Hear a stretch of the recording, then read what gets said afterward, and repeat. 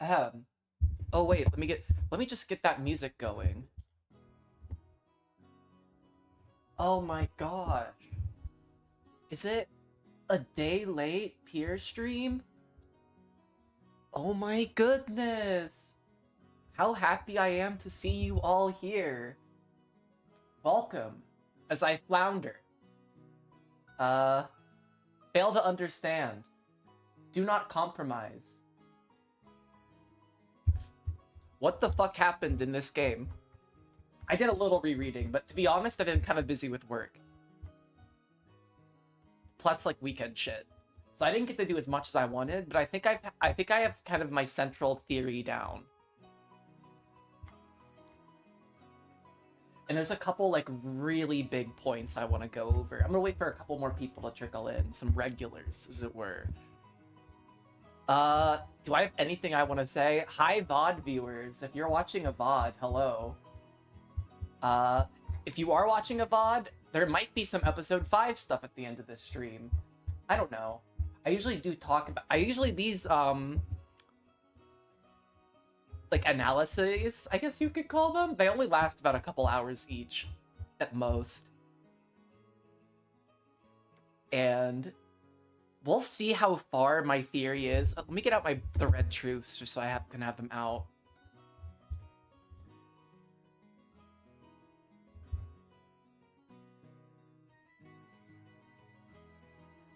So, the big question... Well, there's a couple really big questions on the mind. Who is Beatrice? What the fuck's going on with Kraus and Natsui? Because I think... I said this... I definitely tweeted about this before, but with the end of the question arc, I really want to shift to blame to those two. Oh, I love this song. Feathers. I love that.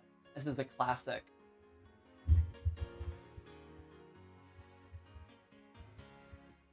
This is so bad for trying to be like, oh, this is like the fucking, oh, terrible mystery. Everybody's dying. What the fuck? Also, I made oven pizza, so I'm in a very good mood.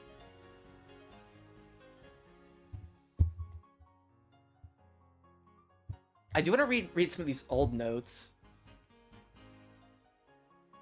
Like, things like...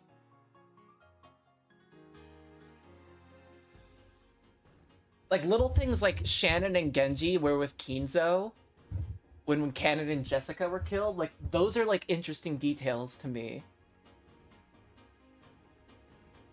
Because that goes into, like, the whole wolf-sheep thing. I'm not really sure if I can or really even should suspect Shannon, because I don't want to. She's so sweet, and I really feel bad suspecting her, but given what we've learned, it's almost hard not to. Let's turn this down, like, just a little more. I'll just turn it down on my end. There we go. But, holy shit.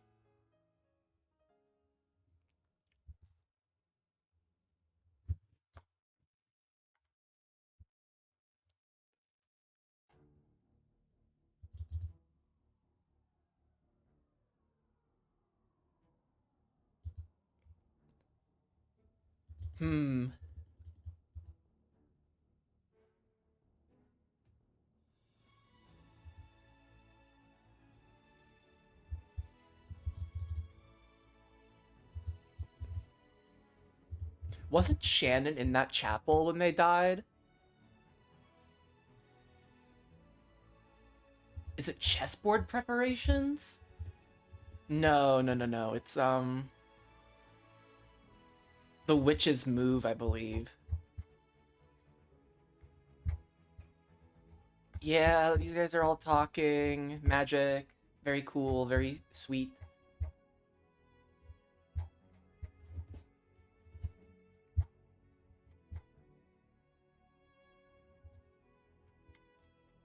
Wasn't Shannon serving them tea here? I guess not.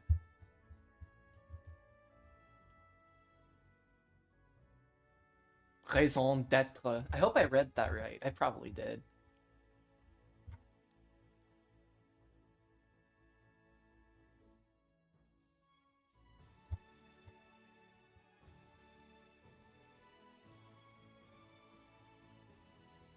Shit. Okay.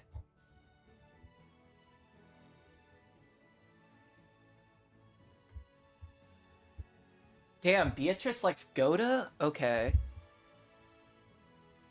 That's kind of suspicious, given the whole gap thing. Though that feels such a weird comparison to make. They're like, they don't look anything alike. Like, I get the whole Virgilia Kumasawa thing with, like, that hair. But I just don't really get it with Goda Gap.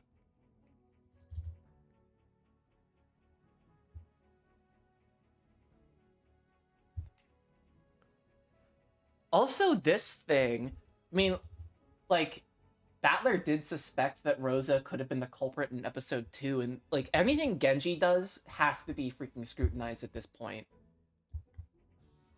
Any of the servants, really, but especially Genji. Genji is the most suspicious servant out of all of them. The 3 gold ingots, too, are also a really important detail to me. Because we confirmed the existence of 1.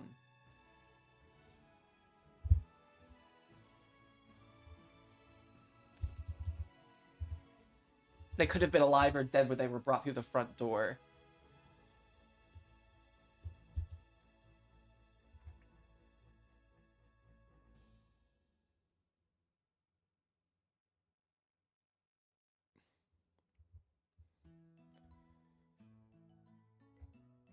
Oh, this track. Towering Cloud in Summer.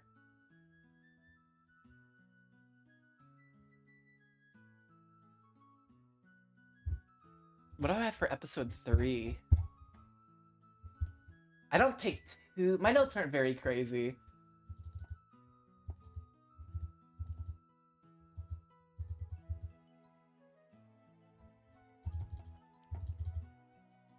So this was an early theory I had, that the Twilights of the Prophecies referred to the clothings of the games. I feel like that's been kind of disproven.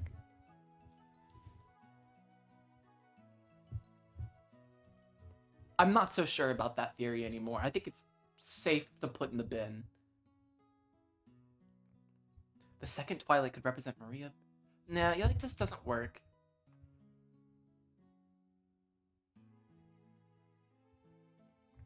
And the whole notion with Rosa killing Beatrice is, like, kind of really starts to get into a lot of the uncertainties with, like, what Beatrice is which in the whole timeline. I've kind of established that my theory right now is that there were 3 Beatrices. Original Beatrice, 1967 Beatrice, and, like human Beatrice that we see a couple times throughout the questions arc. I'm glad I wrote down her definition of a closed room.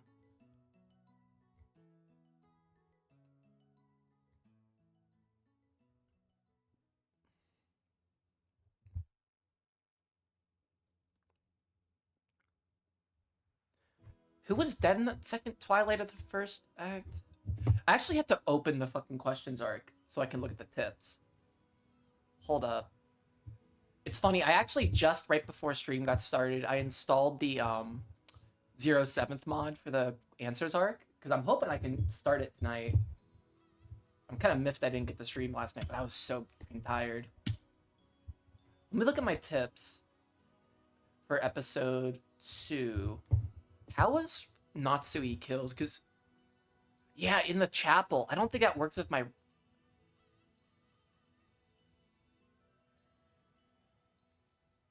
No, actually, it does work with my theory.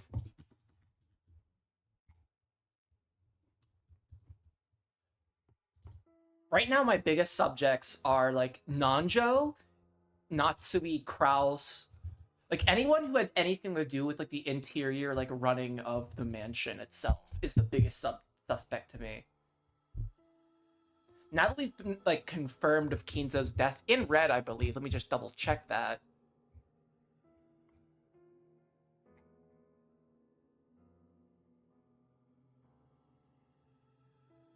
Wait, is this... Oh, wait, is this the right one? Okay, yeah, this is the red web right here. 6 years ago for me, no person called Beatrice existed. Yeah.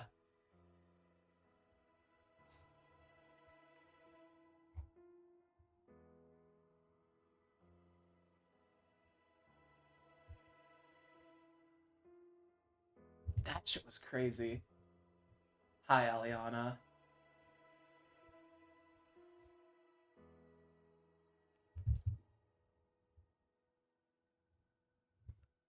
Cannon's dead.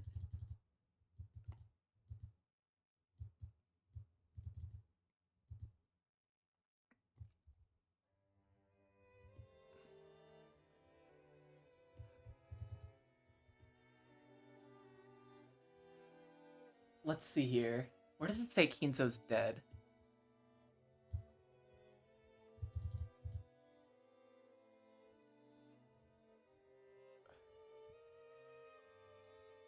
Ooh, cool. Yeah, Kinzo's... I will lower that by 1 for Kinzo. Kinzo's already dead at the starting time for all games. So this really shifts the blame to the servants and the main branch of the Ashura family.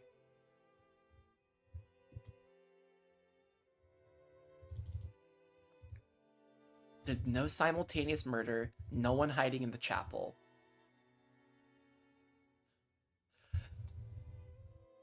My day was alright. I just did a bunch of shitty work.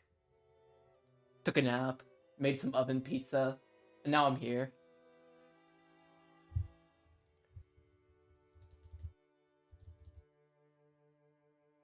Anime game historian. I'm freaking trying to crack this freaking mystery. I'm at the halfway point of this freaking visual novel now. Somehow, after 130 hours and 2 months of streaming.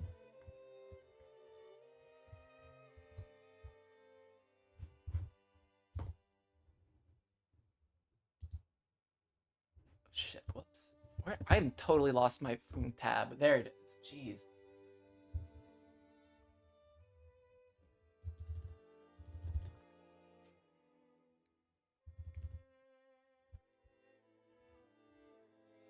It's been 2 months.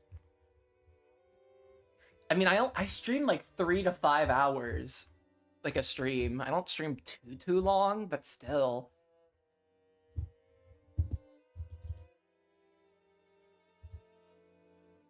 There are no suicides. Wait, where does that say? I don't want to. I can't control effing is risky because this has all like the episode 5, 6, 7, 8 shit too on it, so I can't control F. Fuck. Thing that not. Was, this is like I think the only thing that. Yeah.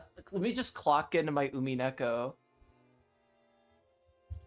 I think this is the biggest problem I have with my Natsui theory is this red truth right here. The thing that shot Natsui wasn't a trap. It was a real shooting murder with a gun raised and trigger pulled.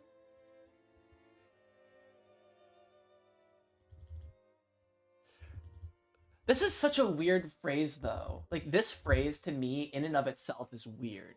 It doesn't say she was shot, killed by a murderer. It doesn't say that she, like... It doesn't have the same thing that Nanjo had, where it said, like, oh, the person looked him in the eyes when he was shooting it. That was, like, an important detail for Nanjo's death in episode 3.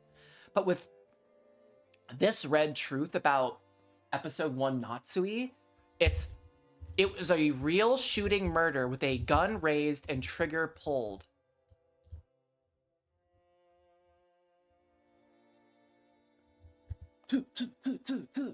Hell yeah.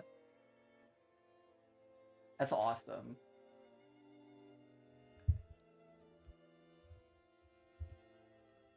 I mean, it's basically guaranteed now that Kinzo is dead, and this is the most...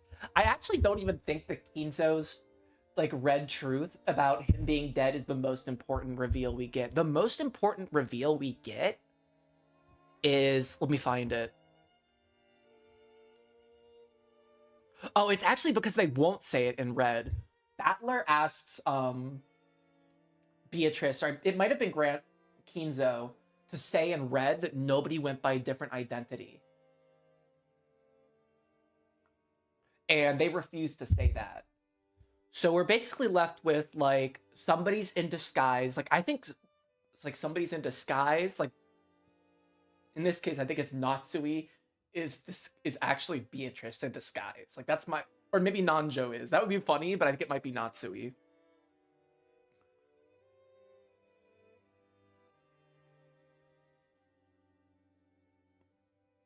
But we'll see where that goes.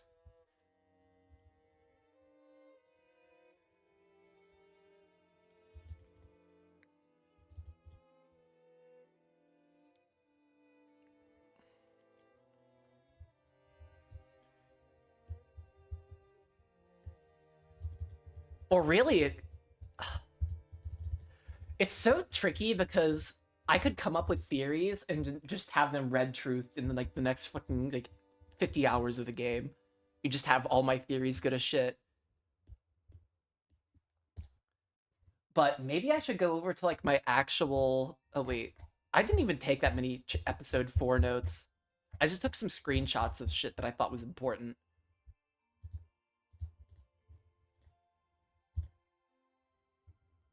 Like, this is like a line that I think like kind of hints at magic like not being real.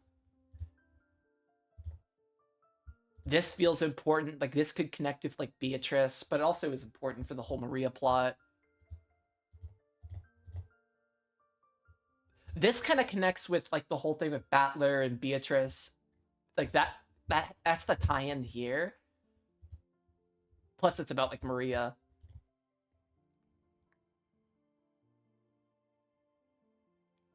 It is because magic exists for people who believe. Even if I don't, if someone believes, then magic will exist in the human world. There's also this whole thing with...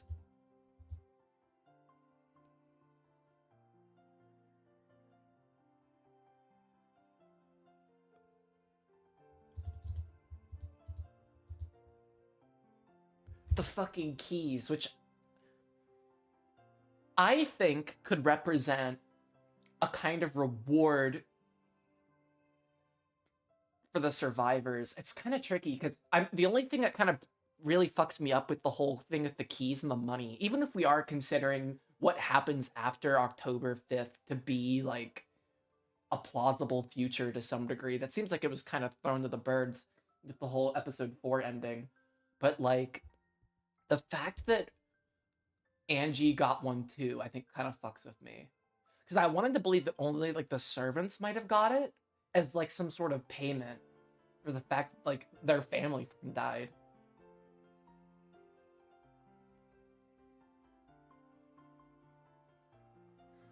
This like confirms the whole Genji's Ronove thing. I love this picture of Beatrice. I took this screenshot especially because I thought it was cute.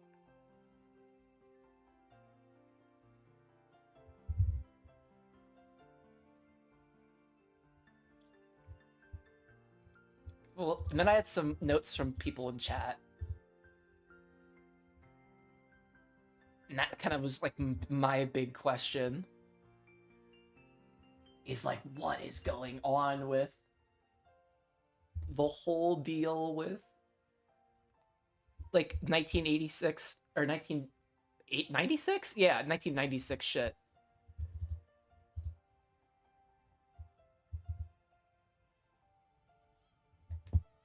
Oh, I forgot this song has eagles in it. Or not eagles? Seagulls. Oh my god. All right. As for like actual rewatch shit so far, like here's what I have. With Kinzo being dead and buried, blame of the Ushiramiya incident, the Rokenjima incident, shifts heavily to the main branch of the Ushiramiya family into the servants, especially Shannon, Kanon, Genji, and Nanjo. All of them are seen with Kinzo at various times, and this leaves holes in their alibis. With Shannon and Kanon in particular, given their knowledge of the game's continuity, there seems to be a degree of complacency or involvement. I lean towards complacency with Kanon and possible involvement from Shannon, because Shannon is seen, like, she does kind of revere Beatrice in a way. The only reason why I don't want to suspect that Shannon is Beatrice, even though there's that whole thing about with her, like, kind of remembering things Battler used to say, and I think that is important. But for me, that just doesn't work because of the whole thing with, like, George and her. Like, that just doesn't allow me to kind of make a jump on Shannon in particular and say she's anything more than an accomplice at most. Most importantly, the biggest implication is that there is a conspiracy involving a murder of a number of people involving keeping Kinzo's state of death secret from. Given the red truce at the end of episode 4, it seems very likely that there is someone amongst the 17 who is Beatrice in disguise or a double identity. This person is very likely manipulating the servants into killing the Ushiramiya family. One thing that we're shown, and it's especially with Kumasawa and Genji, is they totally believe the whole, like, witch shit. Whenever they first introduce Beatrice in episode 1, there's a scene with Beatrice, or Kumasawa talking about Beatrice in the kitchen, I believe.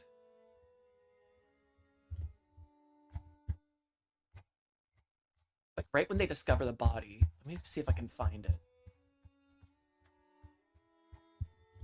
No, it wasn't here. Oh my god. I missed that.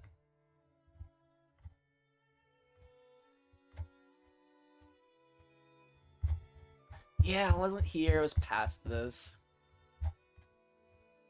It was this scene. Actually, I might reread this scene right now. To avoid having it.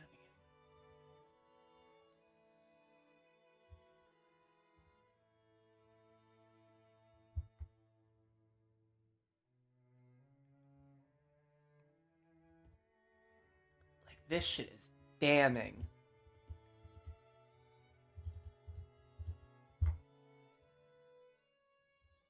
Oh, they're just talking about Shannon. Like, to Genji, it's more about, like, the luck of the draw, but we know the fucking first 6 kills. None of the kills are fucking luck. It's all fucking done on purpose.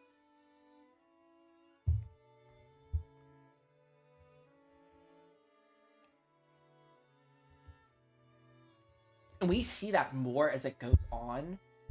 It's less about luck and more about having the opportunity to kill 6 people.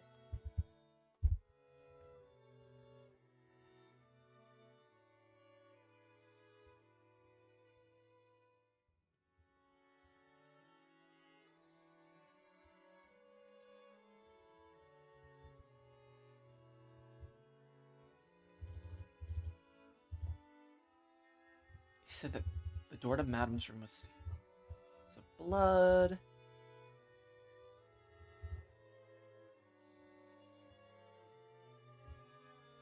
There's also the whole thing with Natsui not being chosen as a sacrifice, which I think is an interesting detail.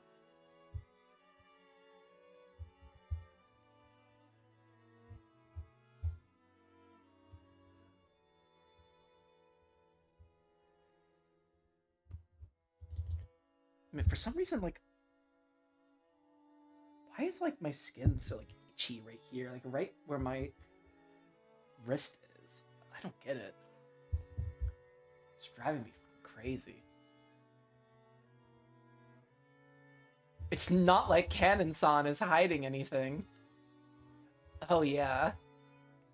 Totally not.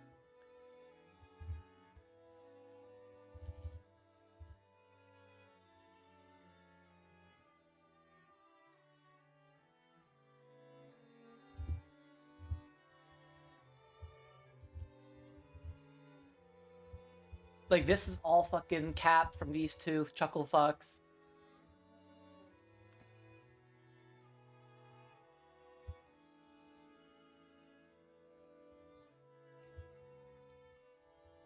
The big way to say it, I think you haven't seen her face today.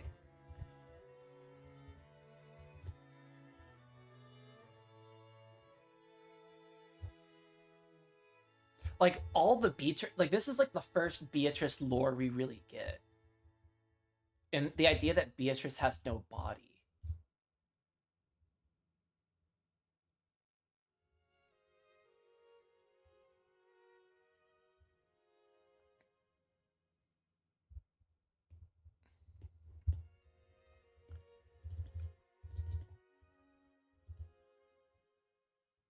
Yeah, like, they all fucking believe this shit.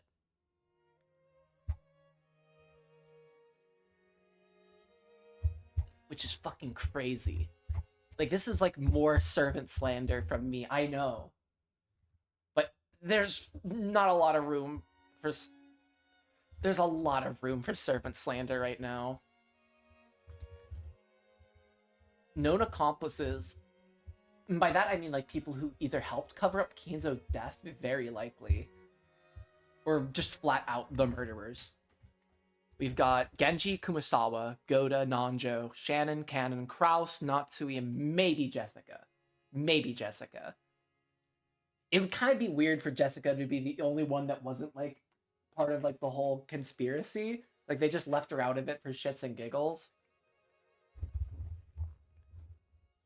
Out of all of those who are most likely to be Beatrice, I suspect this group, the servants and the Kraus branch of the Shirimiya family, who are most likely to be Beatrice in disguise. The biggest question right now is, who is Beatrice? Shannon says Battler used to say cringe things in English. I will return, or something like that. Then he never did. And let's write down, Beatrice often enjoys English phrases. Really, whoa. There's also likely been 3 Beatrices. The first Beatrice whom Kinzo met as a young man, who may be Kumasawa. And we got that connection from Virgilia. The Beatrice who we see fall and die in 1967. I'm not even really convinced this is her actual death. More it is to convey to us that Beatrice died in 1967. And the human Beatrice we see at the end of episode 4, which would make her 19. While I find the ways scenes have been portrayed to us about her to be untrustworthy, I think there's nuggets of truth within them. Battler may have made some romantic promise towards Beatrice that he forgot about. Maybe he had, like, an opportunity to free her, because my idea is that this human Beatrice is somehow in captivity on the island, or has been rendered to be in captivity. I have, like, eczema on my elbow too. I'm just getting itchy as fuck tonight for no reason.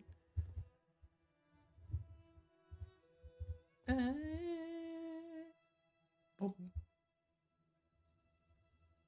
Where is it? Right here. Bum. Oh, yeah. Fuck yeah.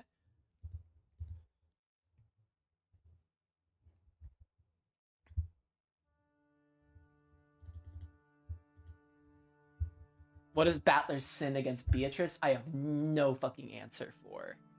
Beatrice is considered to be bad vibes manifest, and it can manifest in people such as Angie, Ava, Rosa, and Maria, and have double personalities, which is the basis for Coven theory. The existence of Kuodori in the Hidden Mansion is an important part of Rokunjima. At one point, I suggested that Kuodori and the mansion may be the same place. Many characters seem to have Kuodorian counterparts, such as Genji and Ronove, Gappa and Goda, Virgilia and Kumasawa. Kuodorian being the mansion ties in with the connection between the shed and the prison with Goda and Kumasawa, and reoccurring themes of doppelgangers, which is not spelled right, it needs an umlaut, but that's okay.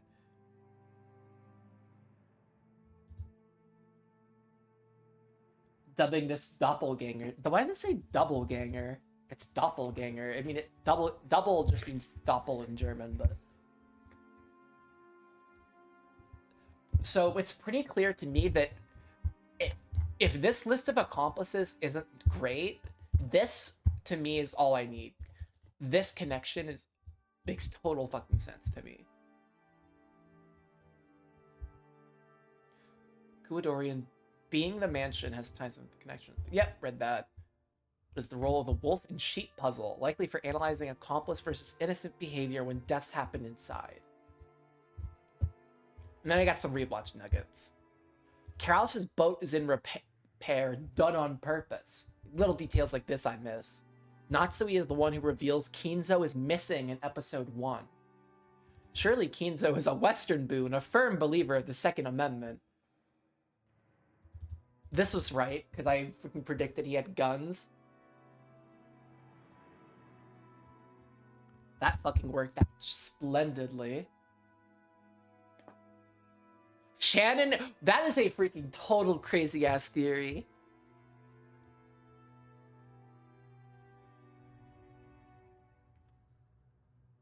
Like, that is just a total snorting crack theory. Beatrice is a story grandmother made up. Is another one I got. Kumasawa defends the exist. Yep, that's the scene I just went over. Shannon and Cannon are the Rebus. So let's go to Rebus Alchemy. Oh, we don't spell that. The Rebus is the end product of the magnum opus. After one has gone through stages of putrefaction and purification, separating opposing qualities, those qualities are reunited once more in what is described as the divine hermaphrodite, a reconciliation of spirit and matter, a being of both male and female qualities. As indicated by the male and female head of a single body, the sun and moon comprise the male and female halves. So my theory is that Shannon and Cannon were Kinzo's experiment to create the Rebus. And maybe it didn't go right.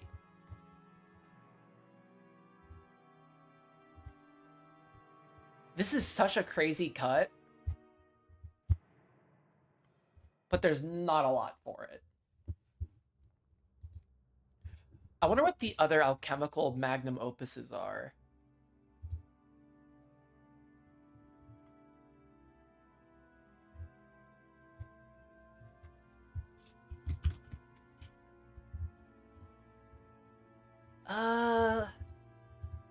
What is latrochemistry? Oh, iatrochemistry. Chemiatria. Oh, medicine.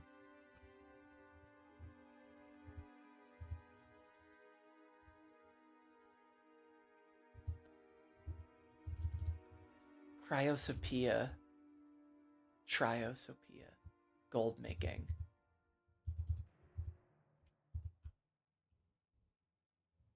Like, this feels actually important.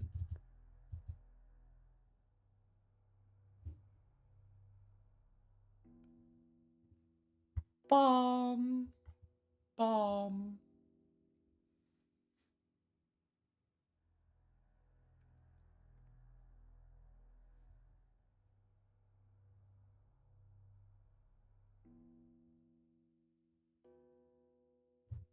Bomb.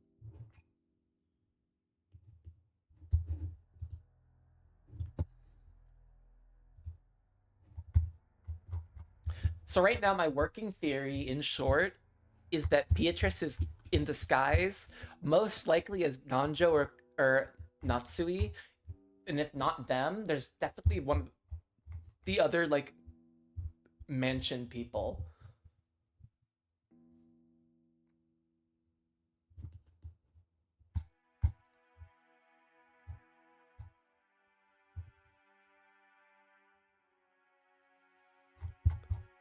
Let me see if there's any more scenes I can, like, kind of skim through.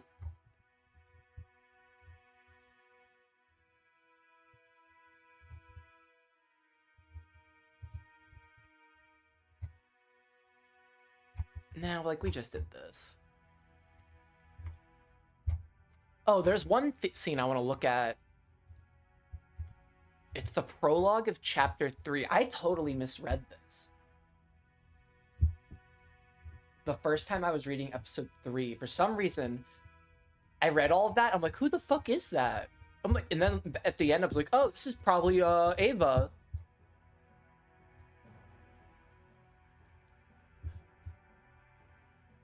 Hello, Higurashi no Naku Koro ni. Welcome to my little Umineko stream. Oops.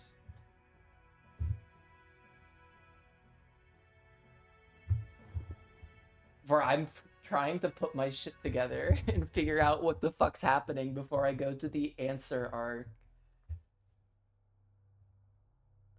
But I totally misread this scene as it being Ava and Kumasawa, but it appears to me now that it was human Beatrice and Kumasawa. That seems likely to me.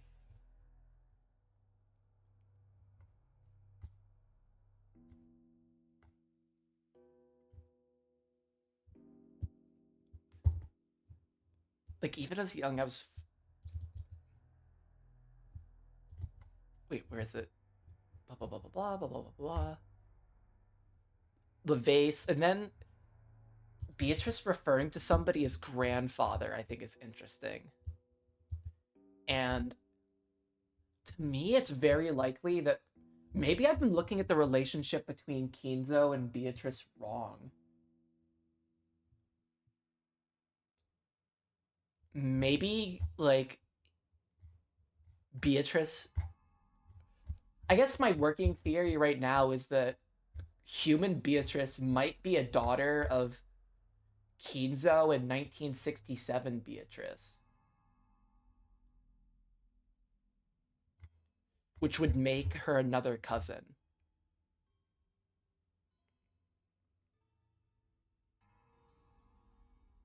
We do know that the mansion we see here later is Kuadorian.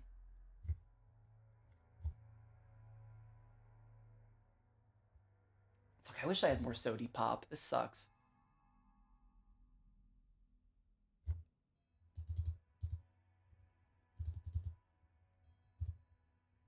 I think I have a little bit left.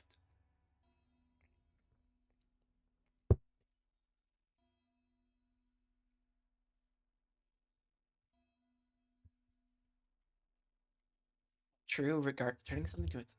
Yeah, this is, just feels like it's within the themes of the game. And like the idea of endless magic. Kind of teaching that concept to a younger Beatrice.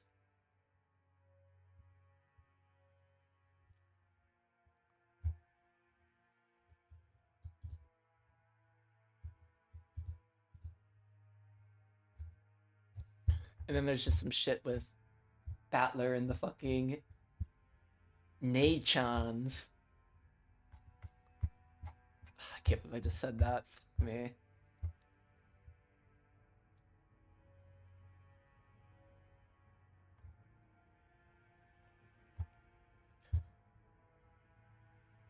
I do want to look again at this scene. Because I haven't... I think I kind of... No, I watched the VOD for this. I think. No, I watched the VOD for after this scene. My brain is not linear, so I jump around. Let's look at the seating order, actually. Also, what does incipient mean?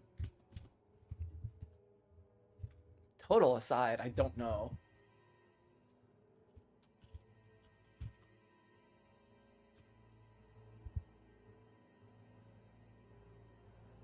Of a person developing into a special type of role, the initial stage beginning or happening to develop. Okay, whatever. I don't have to look up words too often, but I guess that one.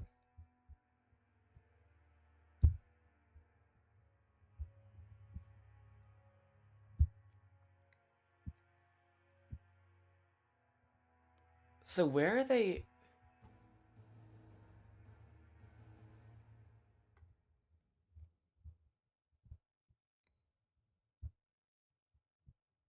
Yeah, Kraus is like at the left.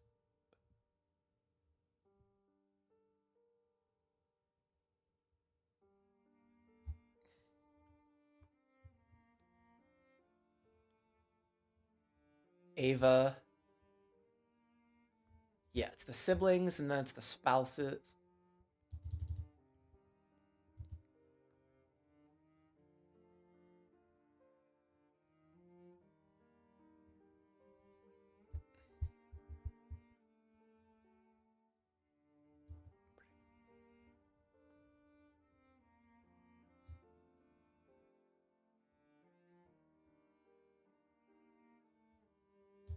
Yeah.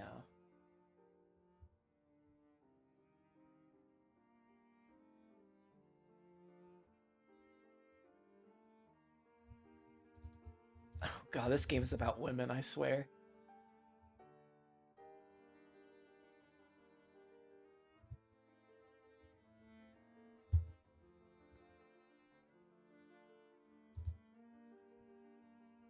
Oh, this is some Natsui Beatrice shit.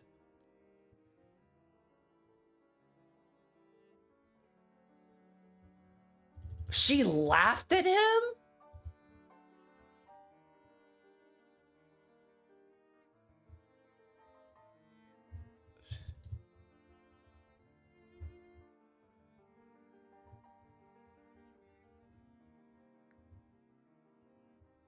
God, she's such an asshole.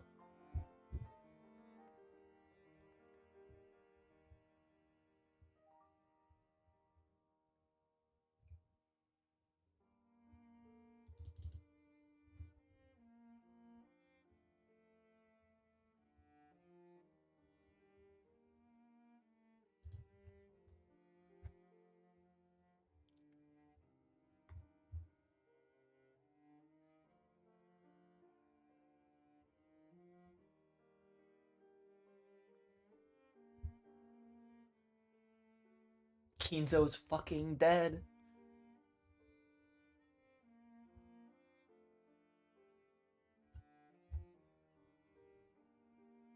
Dead as shit.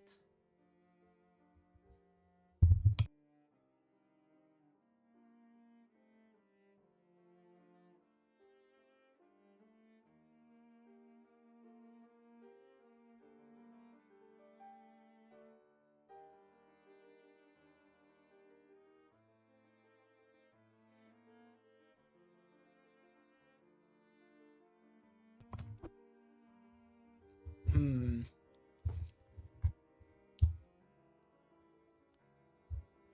Oh wow, two suspicious fuckers having a conversation with Kinzo. Nobody gets to have a conversation with Kinzo anymore and be trustworthy, except Battler, who was drunk. And sure, they do that writing trope where it's like, oh, my soberness instantly came back. But fuck that, he was still drunk. He was drinking strong shit too. He wasn't like a drinker or anything, I don't think. Or at least not like a regular drinker, so he was probably getting really fucked up.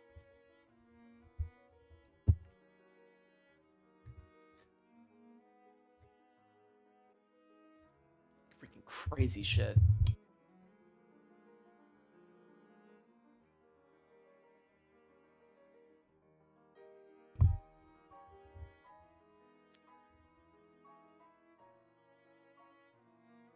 Call them grimoires. Fuck, I love Kinzo. He's such a freaking catty bitch.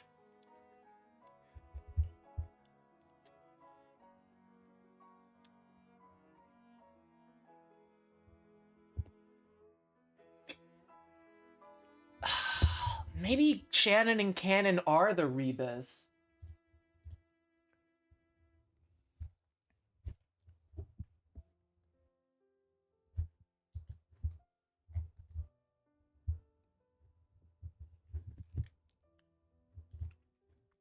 Fuck. That is such a crackhead theory. I can't believe it.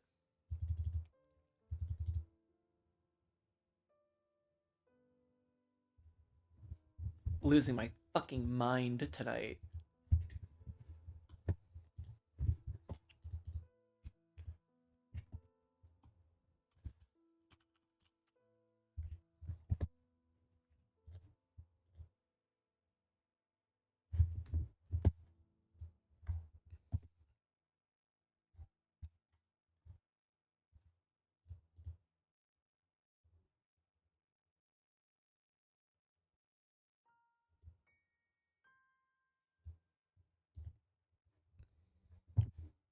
Bum, bum, bum.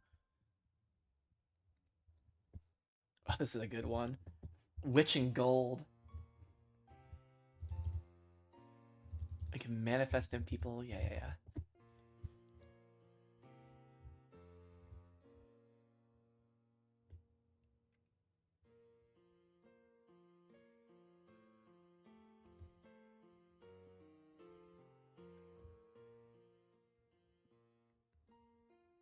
Crazy shit.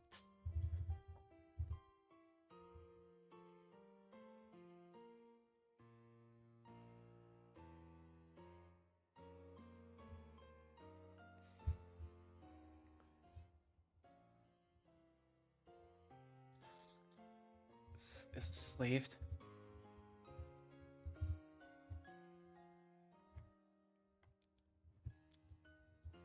Why does Kinzo want to be eaten so fucking bad? He's like constantly talking about wanting to be fucking devoured.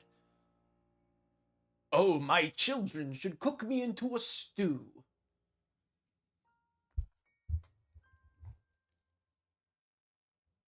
Why is the Ushiramiya blood so incompetent? If only he knew.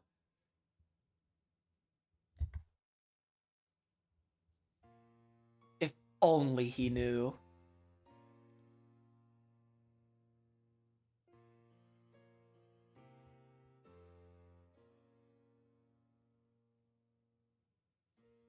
Therefore, I've decided I cannot spend. Yep.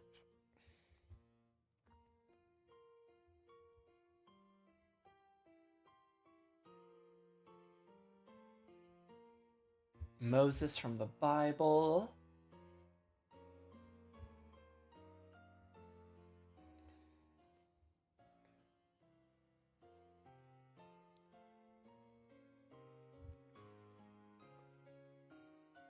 It certainly will be an unforgettable luncheon. Just give fucking Goda the fucking steamed hams fucking voice. Goda does need a voice, but it's kind of too late to be giving old characters new voices now.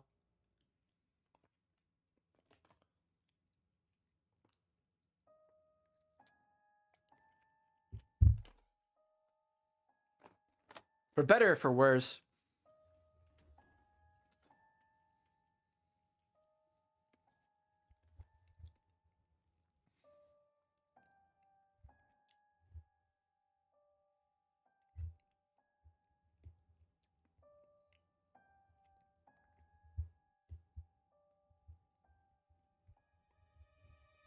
Okay, that's interesting. Let's look at the second meeting. Is it here?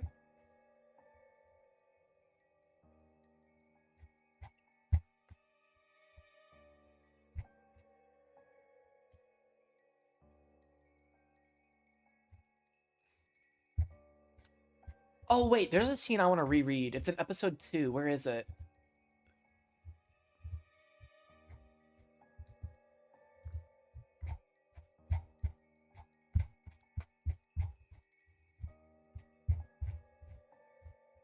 It's... okay. It's this scene.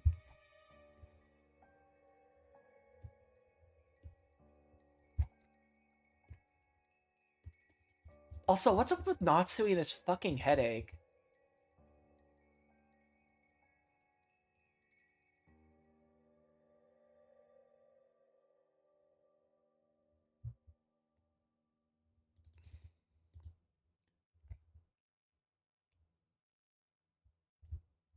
What the fuck?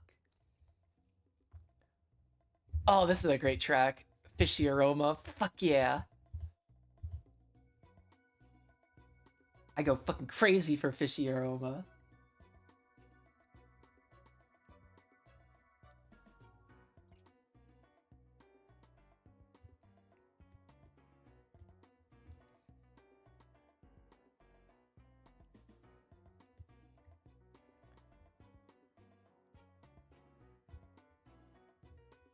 Shit. Natsui seems to really like tea.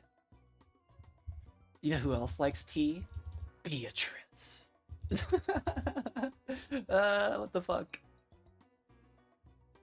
Probably Earl Grey.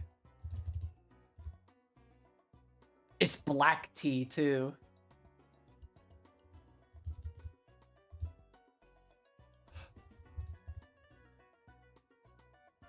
Okanogi is mentioned in episode 2?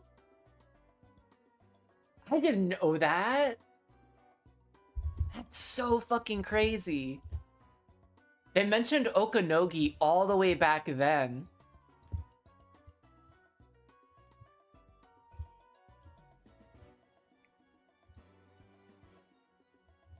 Hi, Okanogi.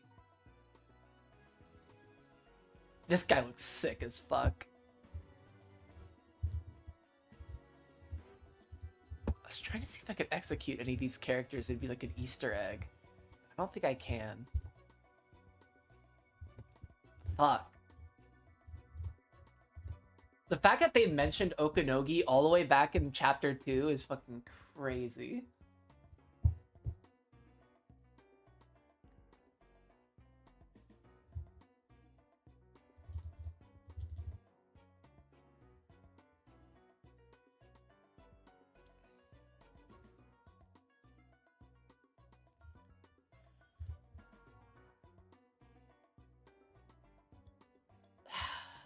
Okay. I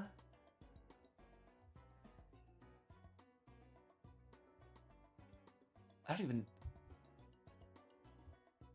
These two are being gross.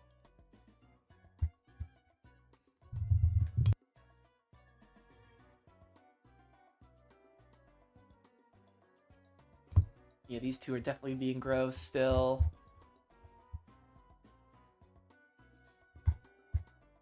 Oh, this is where Ava threatens.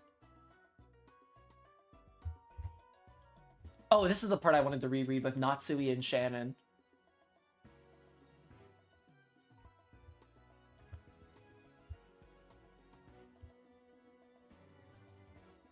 Like, she cares so much about the honor of the Ushiramiya family. And she is lying about her knowledge about the existence of... I mean,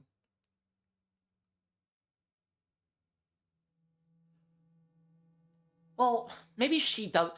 You could definitely theorize that she doesn't know about Kinzo being dead, because she didn't know about the existence of the gold until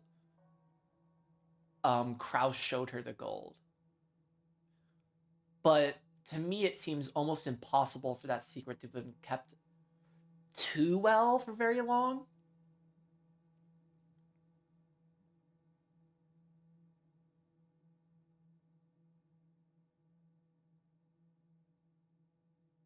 Runen? Who the fuck is Runen? There's Runen and Lunin that we never see? Oh, maybe that's a... Ooh, that might be a translation thing.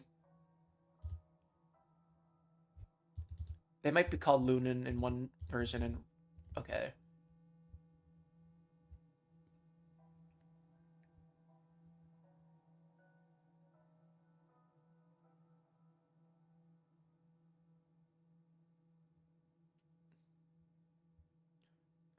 Cutting corners definitely seems like a thing Natsui be about.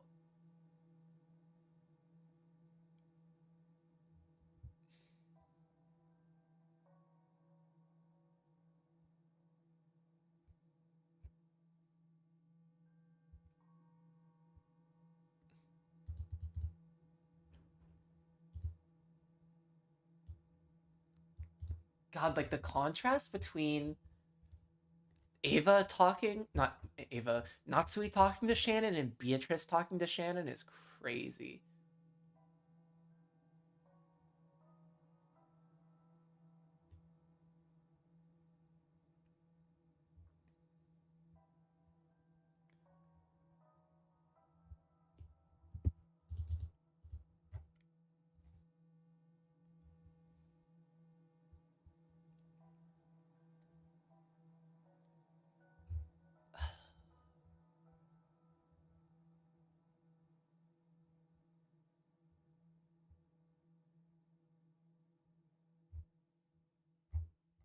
And the second she stops talking to Natsui, who appears? Beatrice. Snorting my absolute fucking theory crack.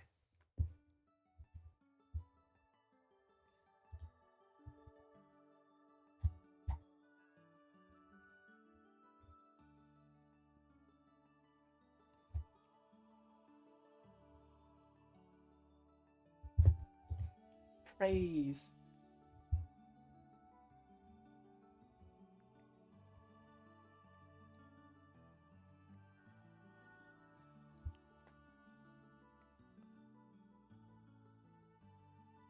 A good plan, but I will refrain. I can no longer leave this room because the ceremony has begun.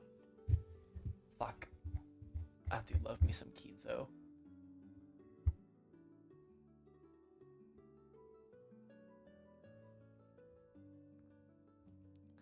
Fuck these servants. These servants are fucking up all my shit so bad.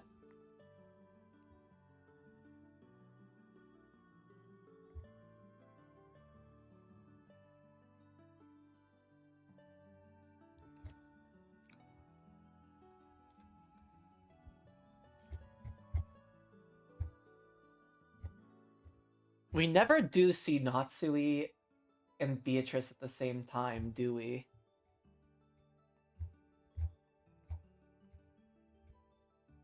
Well, that's not true. It's actually profoundly not true. This is like the only time.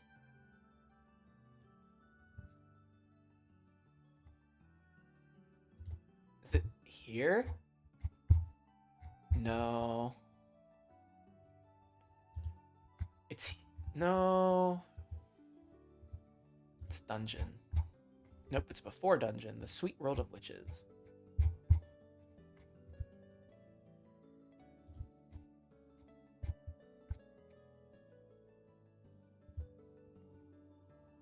Oh my fucking god.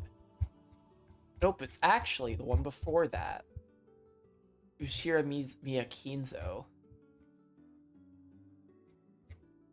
Yep. Natsui is the first to... Interesting. Definitely fucking interesting.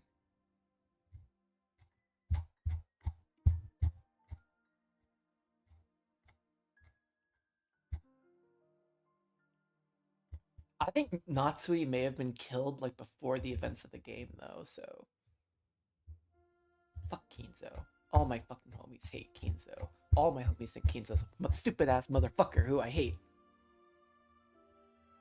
Oh my god.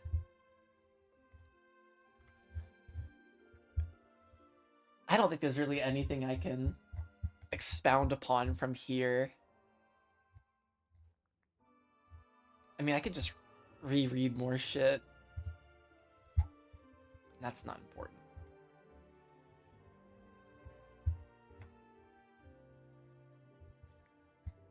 Like, I've looked through this stuff multiple times. Oh, I want to look at this again.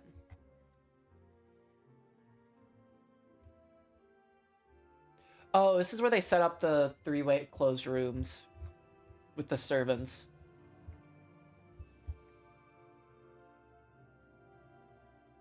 But we know now that this scene is bullshit as fuck.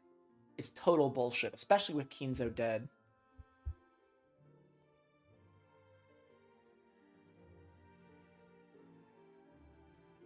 I am different. I will live and reach 24. That itself is the Golden Land, for that is where Beatrice dwells.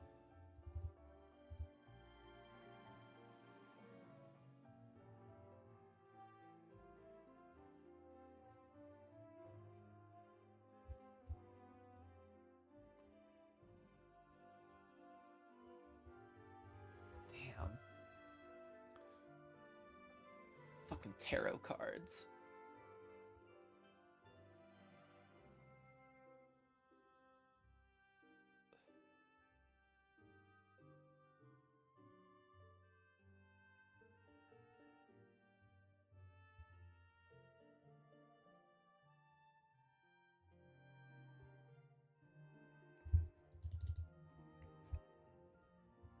This shit's fucking me up.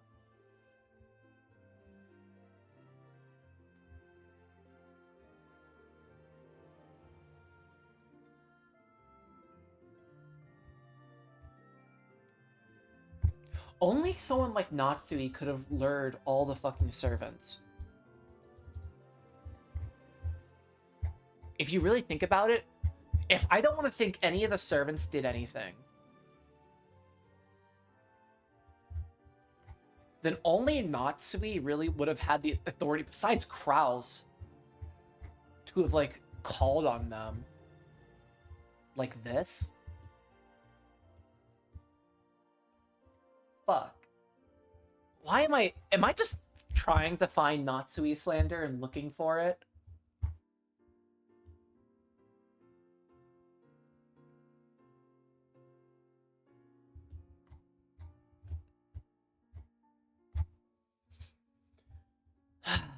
This is so fucking tricky.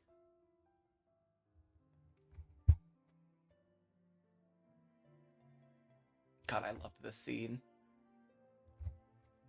Oh, this is like my favorite part of episode 3.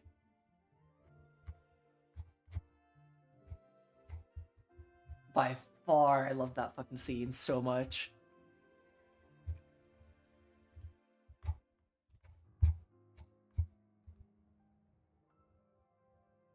Damn, this was such a long chapter. It had 48 fucking chapters in that episode.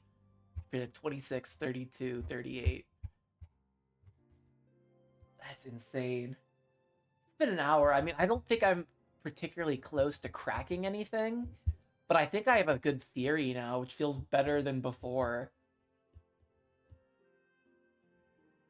So I think I'm gonna get started with the answers arc. I mean, no, I don't really have that many people here right now, but oh well. Here, I'm actually gonna switch games to the answers arc now.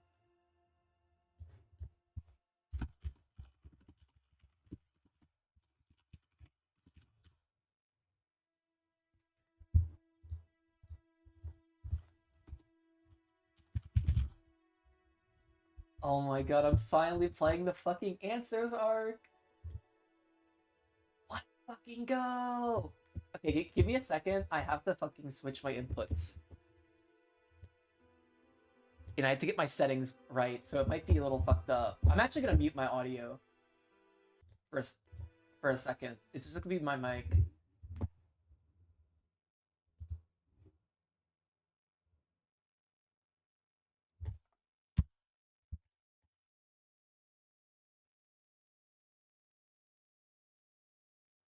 I think if I recall correctly, I kept music at 10. Actually, let me double check that. Just in case. Because I'm going to guess the audio sliders are the same between the questions arc and answers arc. With the 07th mod. I'm just going to load it into a random point.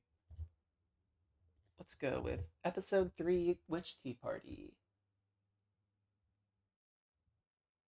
Also, I need to actually pause the Umineko music on my...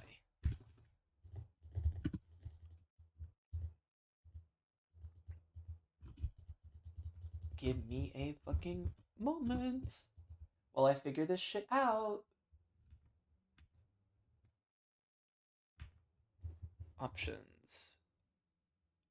Yeah, music 5. It's even quieter than that. Okay, let's fucking get started.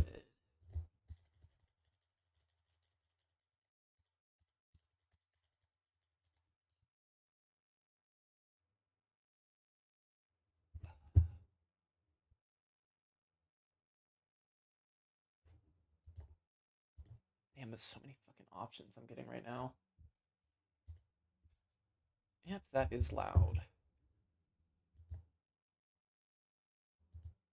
Oh well. Well, I guess I'm stuck like this for now.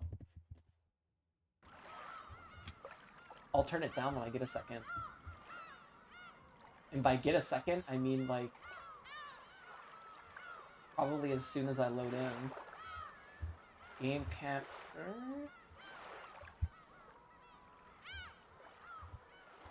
Umineko 5 to 8.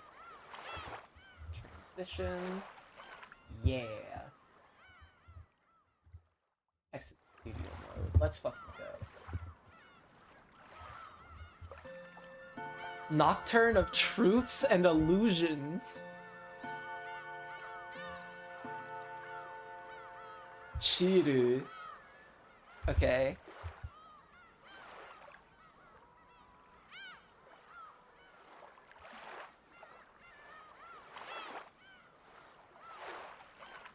Okay. Good morning. Please enjoy this new game by a new game master at your leisure. New game master? However, the game has already reached a climax. The culprit has been cornered, and there's nothing to do left but await the final checkmate. But for that reason, there must be something for you to spot looking down on it from afar. The difficulty is fairly easy. What could possibly deceive you after all this time? I'm fucking horrified.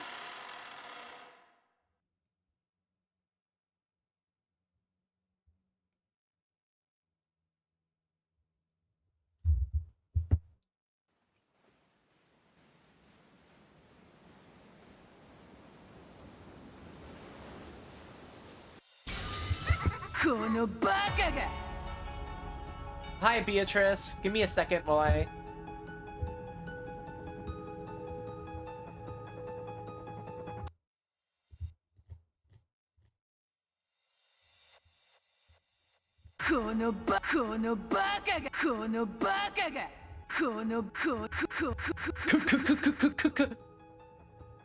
Alright, give me a second. I actually have to get some water before I start doing this.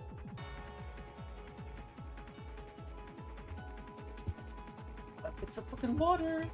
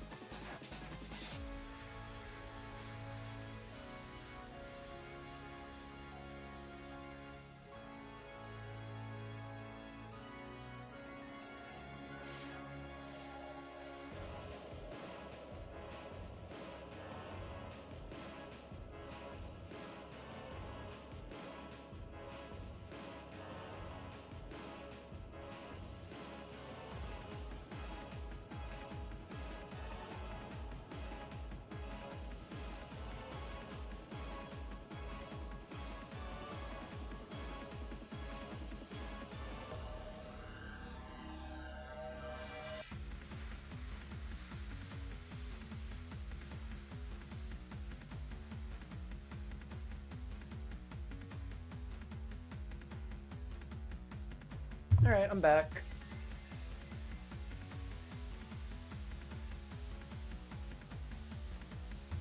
Let's fucking get started with this shit. You idiot. Isn't it obvious? It'll be fun to kill her and see your face twist in pain. Why else? Yeah.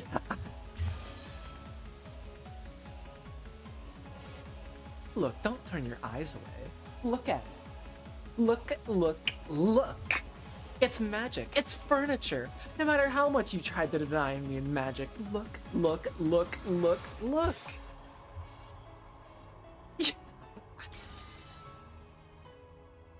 Sorry, Battler. It was pretty fun. Sure, I just did what teacher told me to, but look how great it turned out. Apparently. We're back in episode 3. Okay. Apparently, if you start out all hostile and needlessly brutal, then turn incompetent and soft at just the right moment, you can spark a huge bump on your affection meter, right?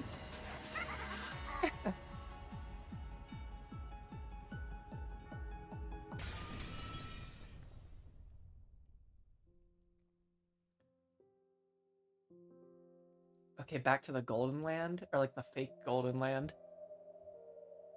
That lonely tone was the desolate sound of the wind blowing by. The glittering rose petal on these bushes were all golden. The cloud of gold butterflies that had once danced through this golden rose garden like fluttering rose petals was no longer anywhere to be seen. The master of the Golden Land is the Golden Witch, Beatrice. She might be called inhumane and cruel, arrogant and outrageous, or perhaps naive and simple. That laugh of hers, which had lost its grace more and more the longer it continued, could no longer be heard. The Golden Witch Beatrice sat like a doll, resting in a deck chair adorned as beautifully as the golden rose garden itself. She wasn't relaxing there. Her eyes were empty. She didn't respond to any questions. Even so, she was not permitted to sleep. Beatrice sat like a doll.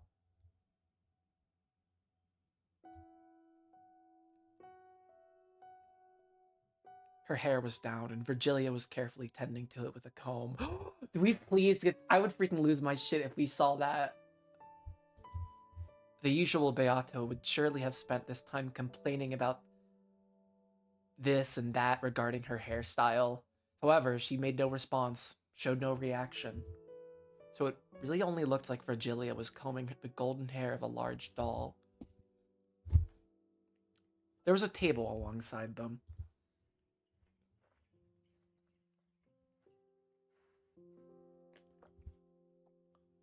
Notice how both games start with like a chess game? That's interesting.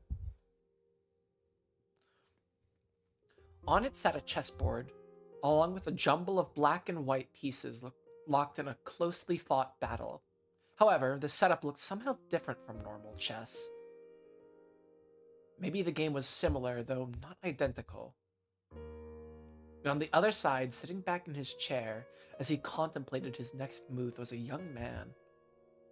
No, perhaps it wasn't his next move he contemplated. Every once in a while, he would change the positions of the pieces, reconsidering the situation after every change.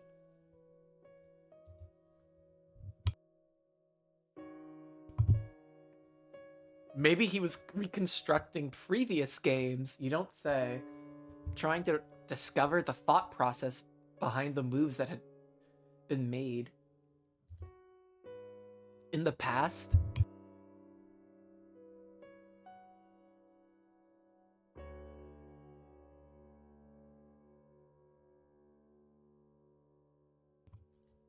Kinzo was the Ashiramiya family head.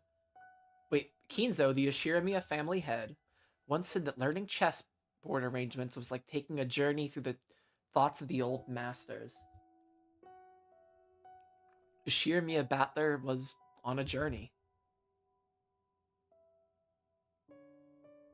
A search for the thought process that led to the Golden Witch that had led the Golden Witch to create this arrangement and make these moves.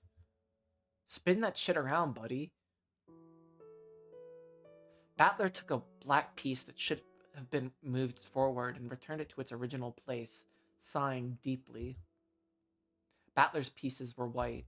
However, on this chessboard, the black encampment was on Battler's side. That's because he spinned it around. He was reconstructing that arrangement, trying to play Beato's role. The more I do this, the less I understand your moves. Even Battler didn't expect that Beato would respond to that statement. Or rather, he was pretending to talk to himself, thinking there might still be some chance of her responding.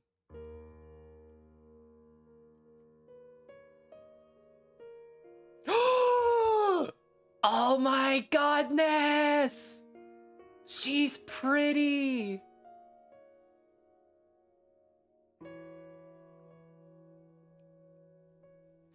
Wow. Long hair Beatrice. Would you look at that? Beato's eyes reflected nothing, and her mouth told nothing.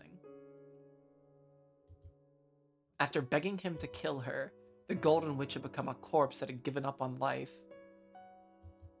She wasn't sleeping. She couldn't step down from this game and was therefore forbidden sleep.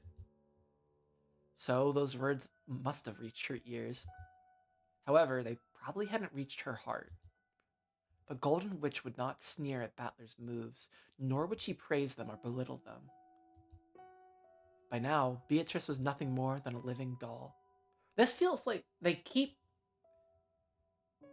going with that state, like Beatrice is a vessel, Beatrice is a doll, Beatrice is like this thing is dead. Like,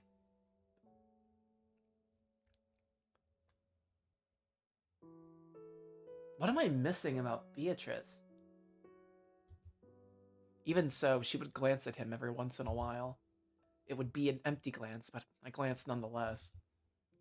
Sometimes she would seem to make some sort of gesture, or even move her lips. However, her movements never managed to communicate anything to Battler. How did you decide on this move in this situation? I don't get it at all. I don't understand your moves.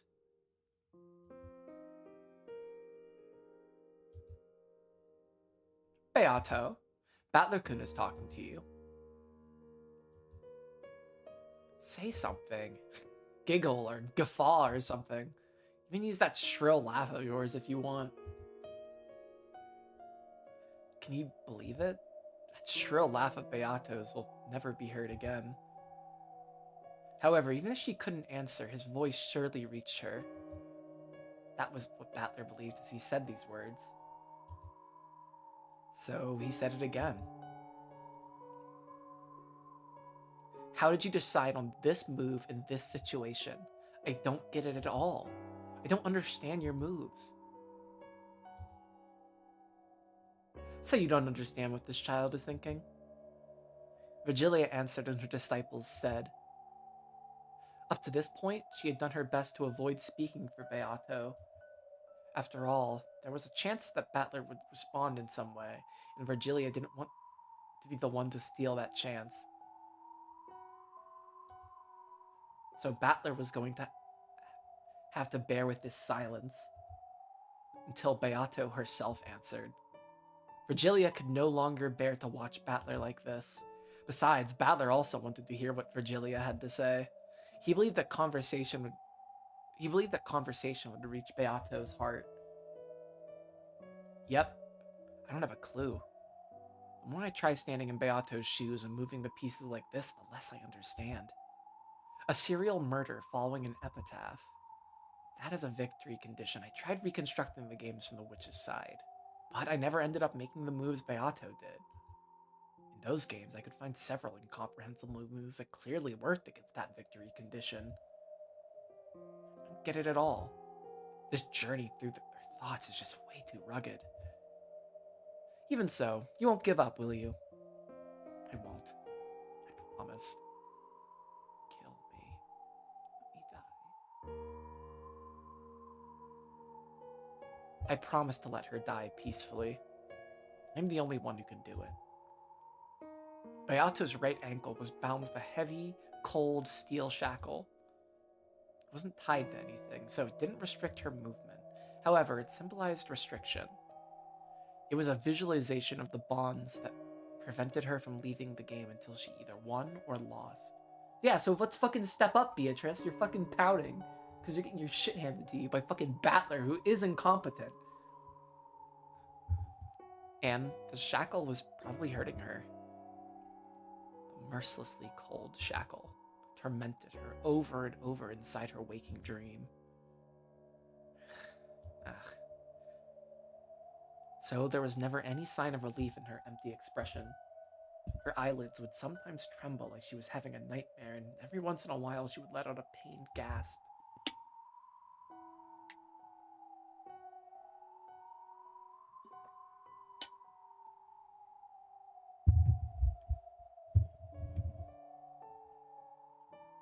Unless I win,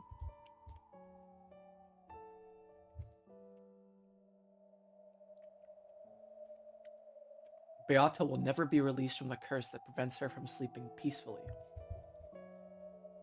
Are you sure you want to be doing this? Seems the 5th game has already started.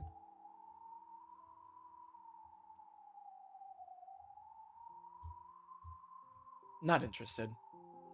Why should I take part in any game unless Beato is my opponent?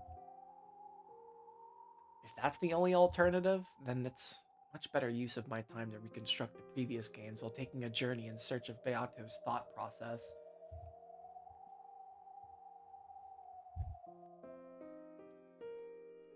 Oh yes, fuck yeah. I'll be the next game master. Any objections? You've got none, right? I've got nothing but objections. Beato conceded the fight and is unconscious. Isn't this a loss by default and a game over for her? I'll admit, a lot's happened to Beato, and she's basically been KO'd for now.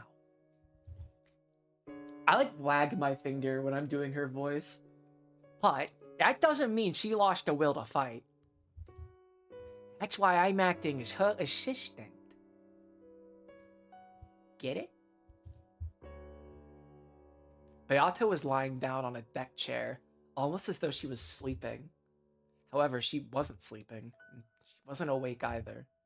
She was nothing more than a living doll that had given up on a victory, who had asked Battler to perform her last rites, and who had surrendered everything.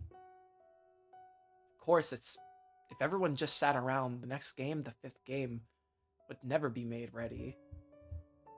So, Lambda Delta had succeeded Beato as the next game master and announced that she'd prepared the next game. Quit messing around. This game is between me and Beato. I don't know who you two are, but I'm not gonna let you carry on without us. No one asked for your opinion. What do you do, Burn? Accept my challenge or not? Sure. Go ahead and inherit her role. The hell? Quit messing around. I get to do more Lambda this chapter? That's if I get to do more Lambda this episode, this is gonna be dangerous. This is gonna be fucking dangerous as shit. A whole chapter of me reading Lambda would be such a fucking boon.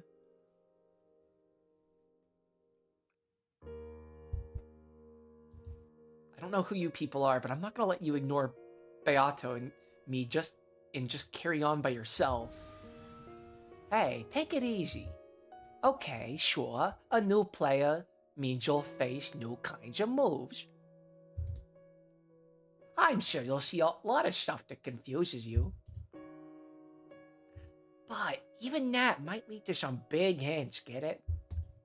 Who cares?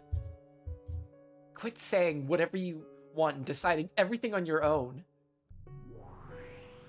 Beato's game is repeated 4 times and you still don't understand anything, right? In that case, expect that swapping out opponents might lead to some huge hints. That's none of your business. This is our game. Beato prepared it, and she designed me to be her opponent, or designated. I don't know what hole you two crept out of, but I don't want you to keep screwing things up. In that case, wake Beato up and make her get the next game ready. Can you? But Beato won't be getting up for a while. Anyway, we don't need to have another game. The 4 games she's already laid out are more than enough. Even if we do have some 5th game, there's no reason it shouldn't just be a puzzle Beato lays out and I take on. There's absolutely no reason for you two to butt in. Battler couldn't hide his irritation at the 2 witches called Lambda Delta and Berncastle. who had shown up well after the game's start and were now trying to take charge on their own. It looked like these witches were of an even higher rank than Beato. That was implied by like that new witch lore we had at the end of episode 4, but I honestly don't really think it's too important.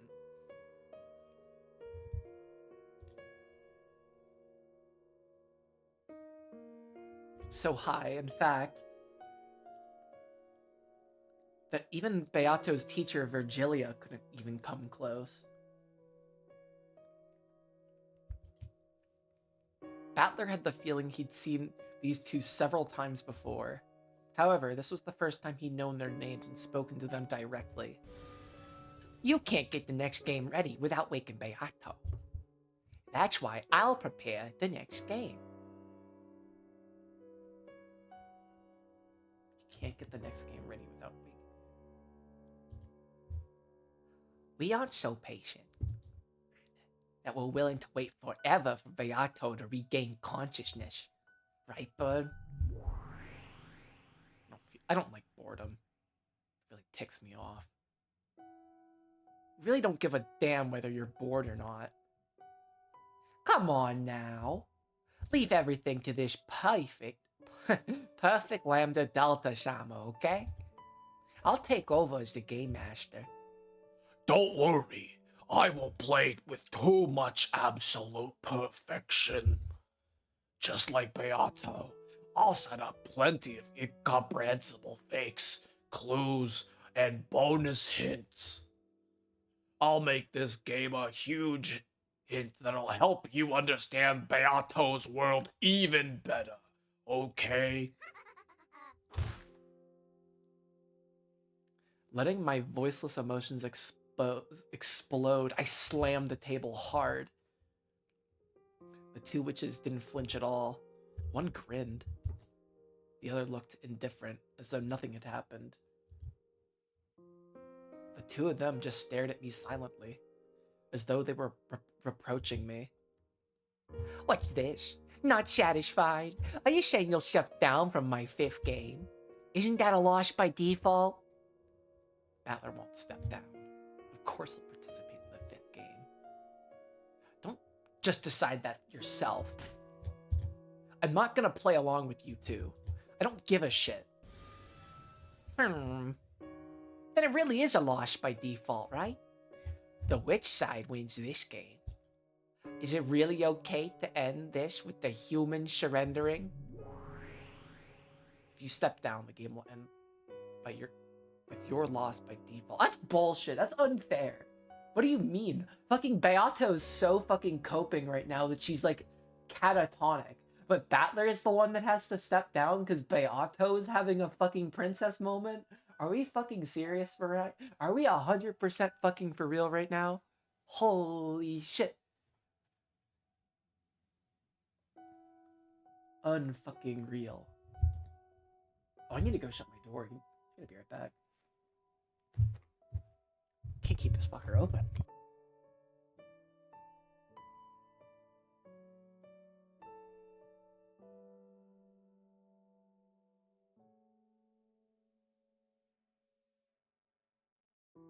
Okay. You want to guarantee that your lonely sister always meets with miserable circumstances in an endless number of worlds.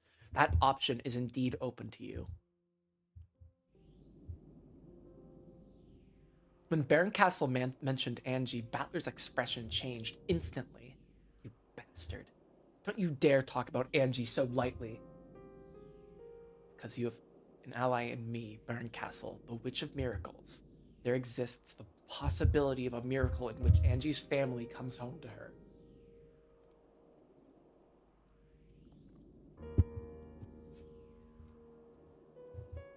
Well, do not throw that chance away and guarantee that Angie's endless futures all end in sorrow. That might be pretty interesting too.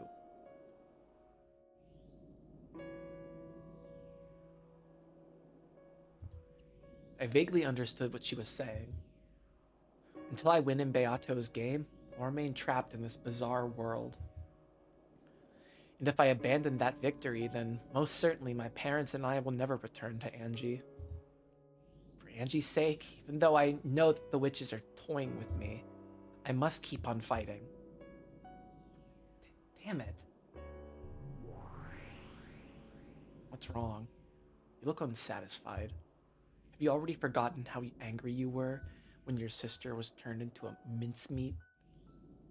You know, that spectacle where she was torn to bits, ripped to pieces by countless red-hot pliers. You'd better watch that more closely next time, okay? That's fucking crazy to say. Barncastle pointed the palm of her right hand upwards. As she did, a pale light gathered there, and some kind of blue glowing crystal appeared there.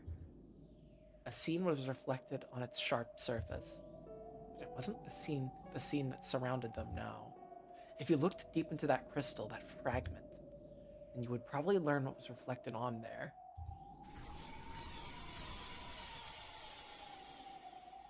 If you stared at it, then you'd surely see the end Angie finally reached after waiting 12 years and giving up everything for the sake of her beloved brother. The scene of her death throes, as her entire body was torn to bits while she still lived. Jesus. Damn you.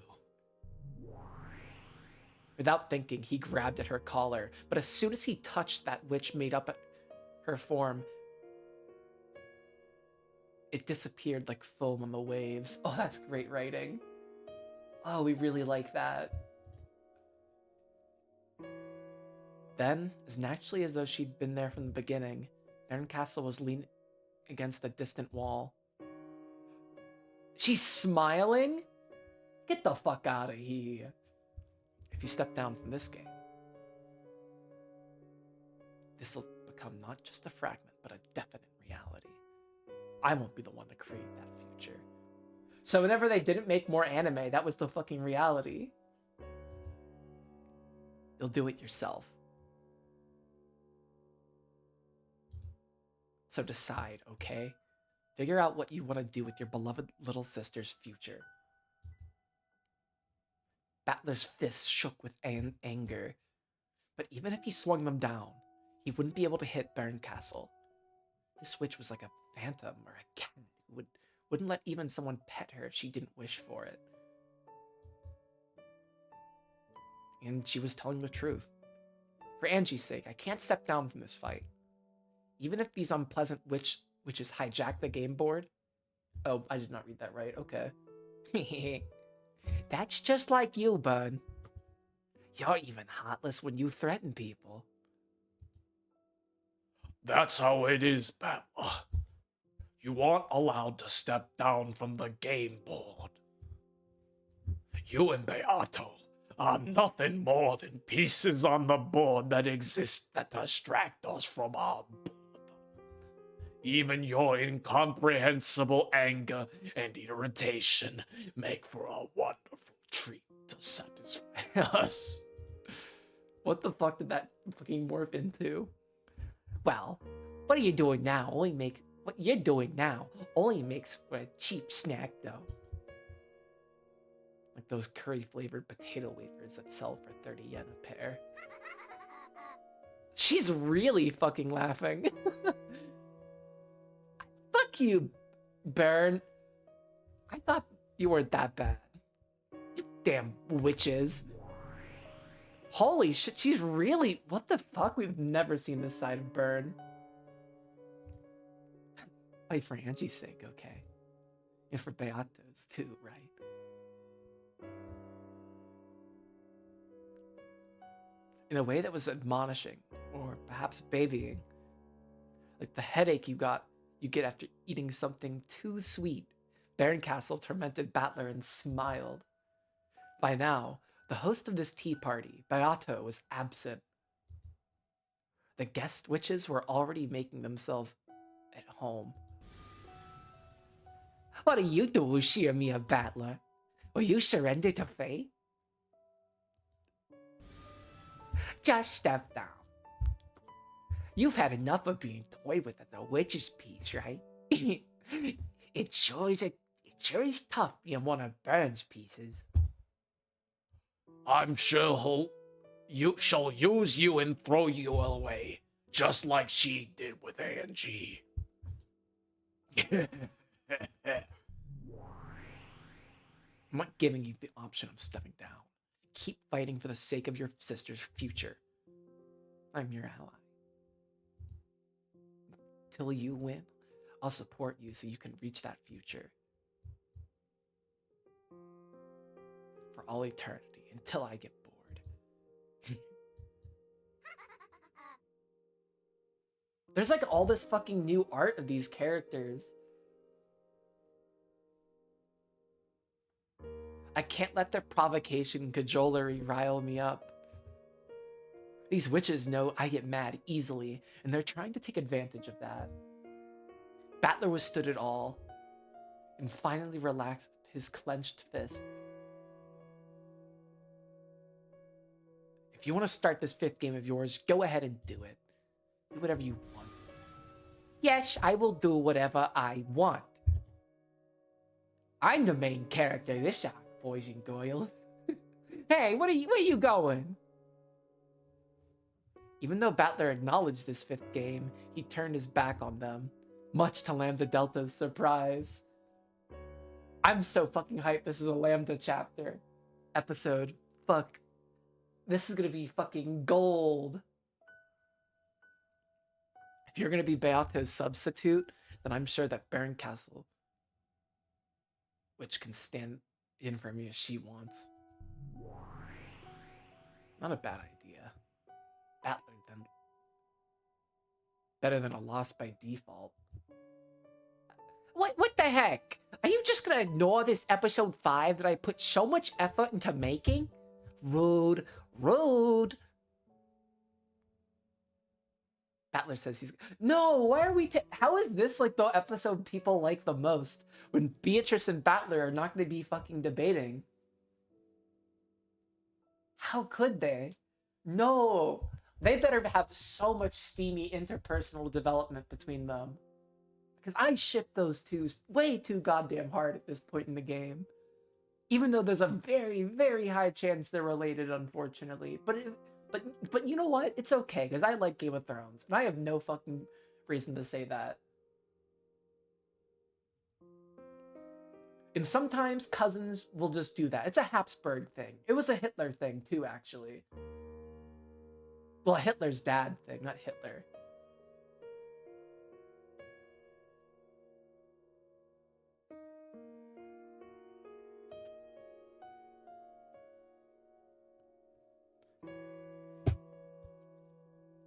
Until he comes back, I'll be his substitute. How's that sound, Battler? You do that. So what the fuck are they gonna do? What are Battler and Beato gonna do this chapter? What the fuck? What's wrong, Lambda? So you refuse to play if it's against me instead of that fool Battler?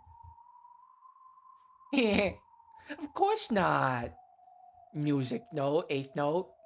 I'm glad I get to play with you, Burn. Come on. Let's play. Let's play. Let's play together in Lambda Delta Shama's super hyper and cute episode 5. As technically is a world Beato created.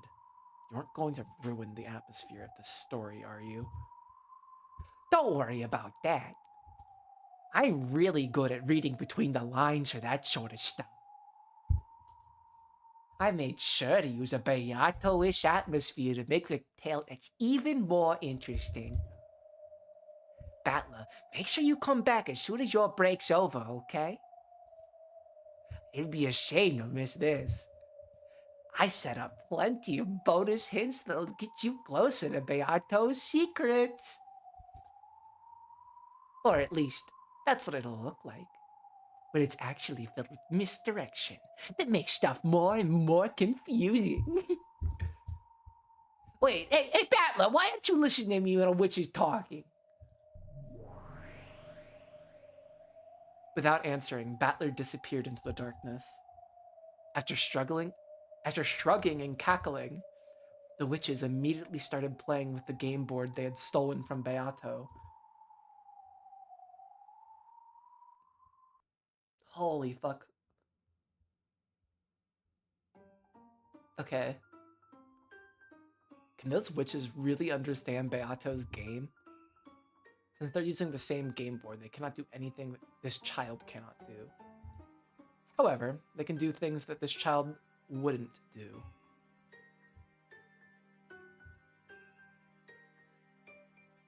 A lot of people have said this is like their favorite chapter or favorite episode. I'm so fucking excited.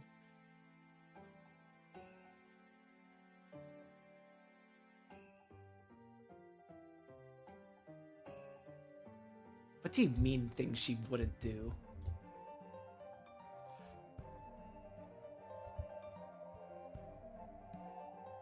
The materials of chess exist so that you can play chess. You cannot use them to play cards. However, when it comes to throwing chess pieces at your opponent and scribbling on the board, such things are not impossible to do.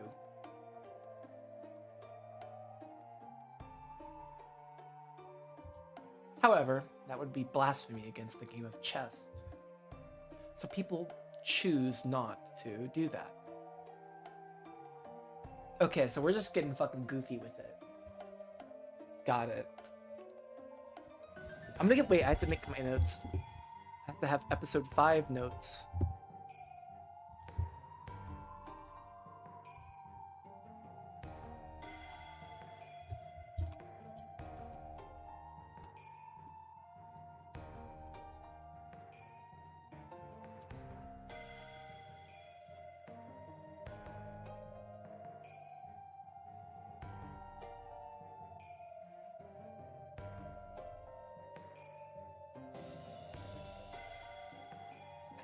Definitely wouldn't be chess anymore. Beato's eyes seemed to cloud slightly with sadness. Damn them. This game's between me and Beato. I won't let anyone else defile it. Oh, fuck you, Ronove. Get the fuck out of here. At that time, gold butterflies gathered and Ronove appeared, holding a tea set with black tea. Fuck off with your black tea. Would you like some more tea? If you wouldn't mind. Certainly. So, how goes this journey of yours in search of Milady's thoughts? I don't have a clue, but I'm enjoying it. However, are you sure about this? Is it truly alright for you to relax here? I mean that those witches just started all by themselves? Indeed. Just now, when I went to serve them some tea, the murders of the first Twilight had already taken place. Are we starting from the second Twilight onwards? And it seems as though the next murder would occur shortly. When Beato and I were playing, the game would be paused whenever someone left their seats. However, those witches wouldn't unpause the game just because I wasn't around. Ronove, did you see their game? It's just a pot of it. How was it? Ronove lifted the pot high with an elegant gesture as he poured the black tea. After finishing that, he finally spoke. He gave us his impression of it. It did not have love. What do you mean, love? My apologies. Because fucking Beatrice loves Battler. She's fucking making the game extra fucking cool. But when it's just fucking Burn and Lambda, they just fucking hate each other, so it's just kind of shitty. That is how a woman might put it. As a man, one might call it dishonorable. I understood what those words meant. When I met Virgilia's eyes, she shook her head slightly and stared at the floor. I believe it resembles Milady's games greatly on the surface. However, its foundation is quite different. Does it go against the rules of Beato's game? No, it does not. Lambda Delta Sama actually does understand the rules of Milady's game very well. However,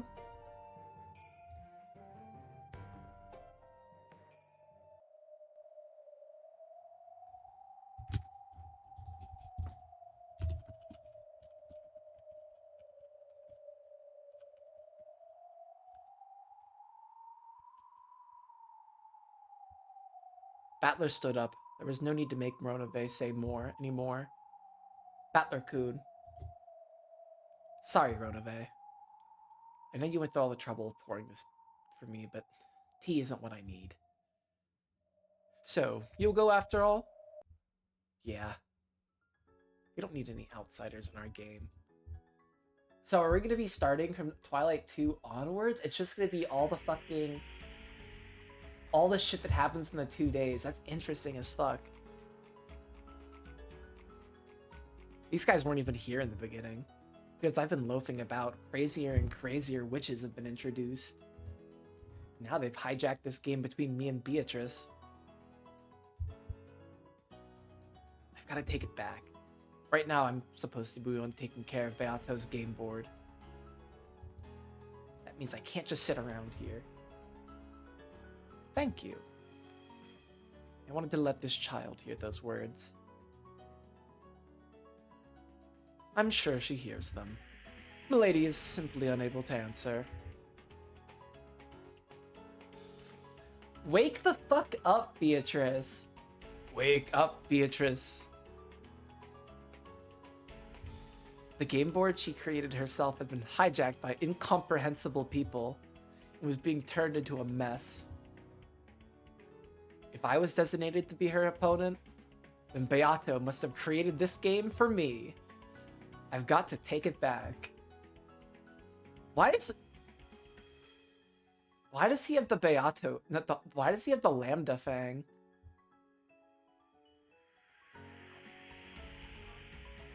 That's a weird detail. What if, like, what's going on now is actually just the fucking actual story starting? I'm putting it in my notes just in case.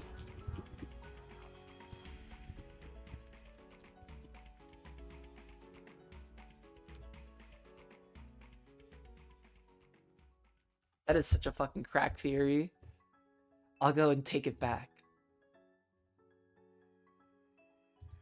Of course, Beato didn't respond in any way. That's right. If she can't respond, then I have to protect it in her place.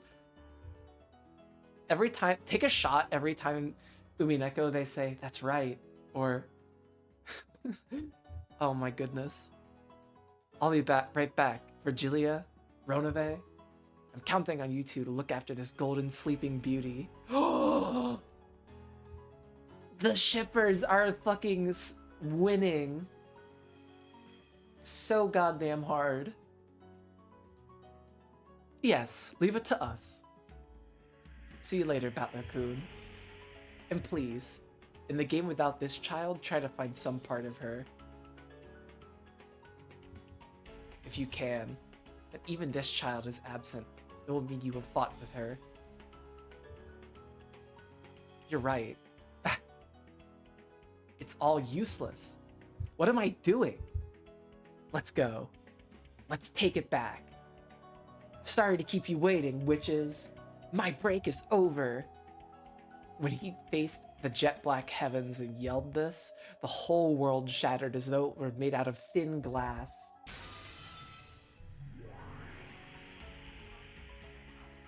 Then, as though it had been that way since the beginning, it was transformed into that smoking room where Battler had fought Beato so many times, in which the two witches had now hijacked. What do you think you're doing? You're only coming back now. It's way too late. Not only has the game reached the second day, it's already at the finale, get it? Oh, so we're doing fucking non-linear with our storytelling.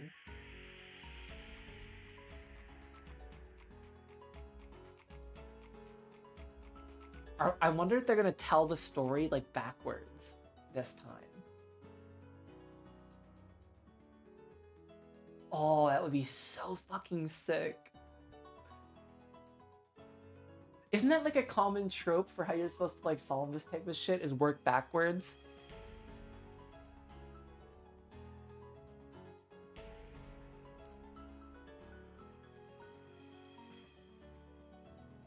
You never showed up, so I just advanced things on my own. Yeah, like you even waited for me in the first place. Yeah, he was gone for like 5 minutes. He just needed like a fiver. Ban was... Ban? Oh, that's so fucking... Ban was... Oh my fucking god, I'm losing my shit. Ban was way more skillful in throwing than you was, right? Shut up. I'm the player. You substitute witches can just take a step back now. Well, I don't really mind if you join in starting now, but there's probably no need for you anymore. Seriously? After all, we're already at the climax. After this, Burn will probably corner me and win. What the hell? Nothing wrong with that, is there? I don't really let him watch the final endgame. Of course. Come on over, Shirmir Battler.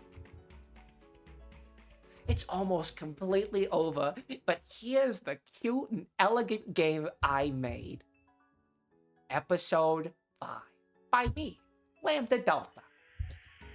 End of the Golden Witch. Come on, fucking... What? Oh!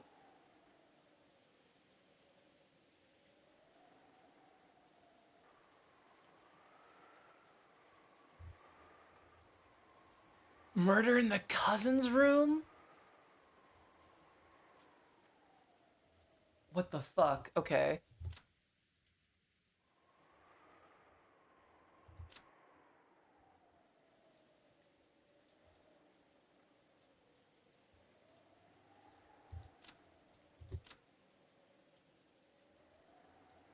No, no.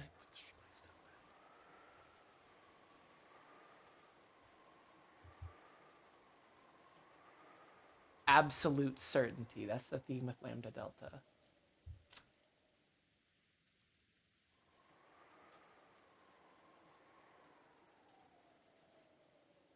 But I don't know, Lambda. I played Disco Elysium. I know. I'm passing that fucking check right now.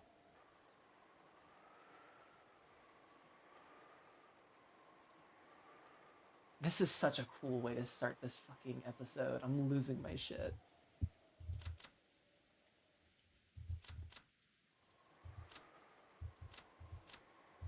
So only one of the murders happened. Only the first Twilight murder happened. Unless none of the other corpses have been found.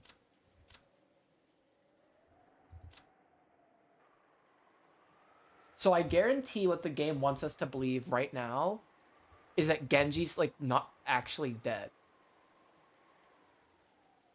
And that Genji's the killer. Like, moving the blame to Genji. That seems very possible for me. What are my tips? I don't have any tips. Okay. The second day, October 5th, 1986.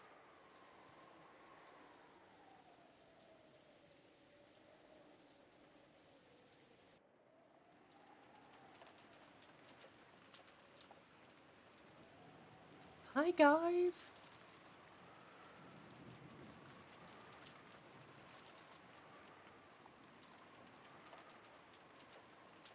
Hi, Beatrice in disguise. Maybe.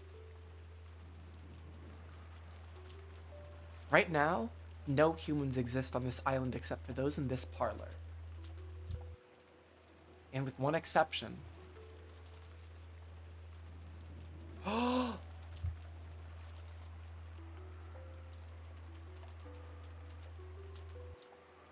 Hi, Eric.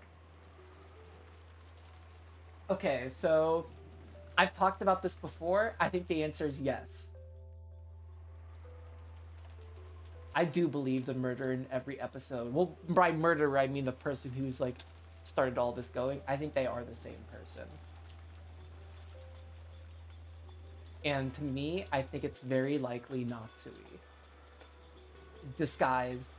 Who's actually Beatrice in disguise.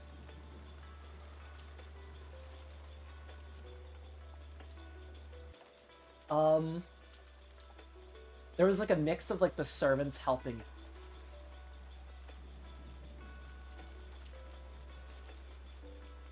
So there was like accomplices, like Natsui was like manipulating all the fucking servants into killing people, especially Genji. Like Genji, Goda, and Kumasawa. I think most of the murders can kind of be explained with Genji being killed. Like Genji and Natsui are killed first. Wait, no, that's in episode 4. I mean, in episode 3, Ava Beatrice was a ruse? I do think so.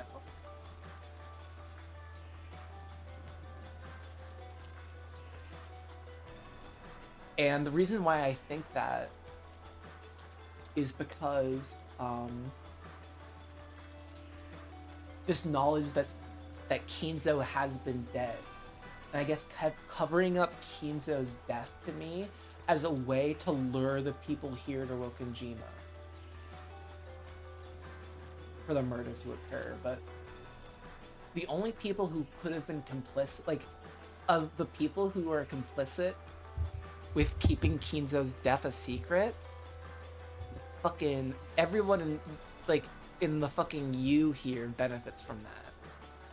All the people who aren't part of the fucking branches, the Ava branch, the Rudolph branch, the Rosa branch.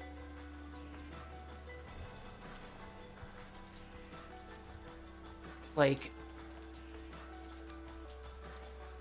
most of these people could have known Kinzo was dead and fucking lied to us.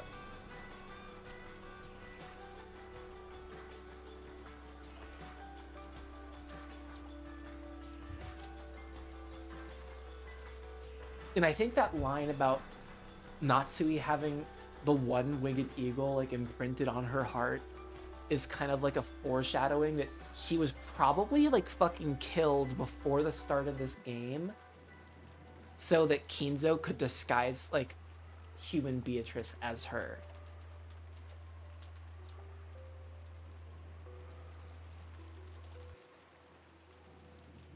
Fifph.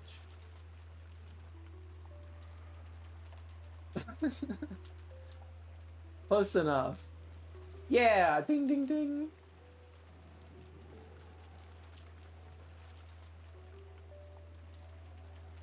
Yeah, you're pretty sick, aren't you?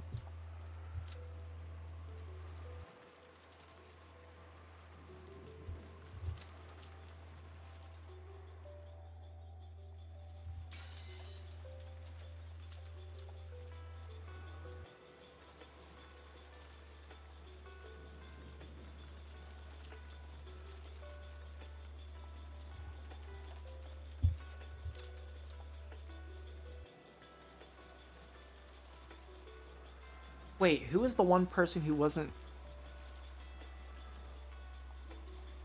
Oh, first was found in the servant waiting room.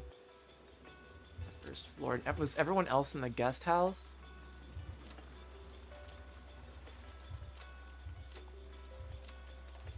Yeah, okay, so 5 people dead in the guest house. Genji's dead in the servant. Okay.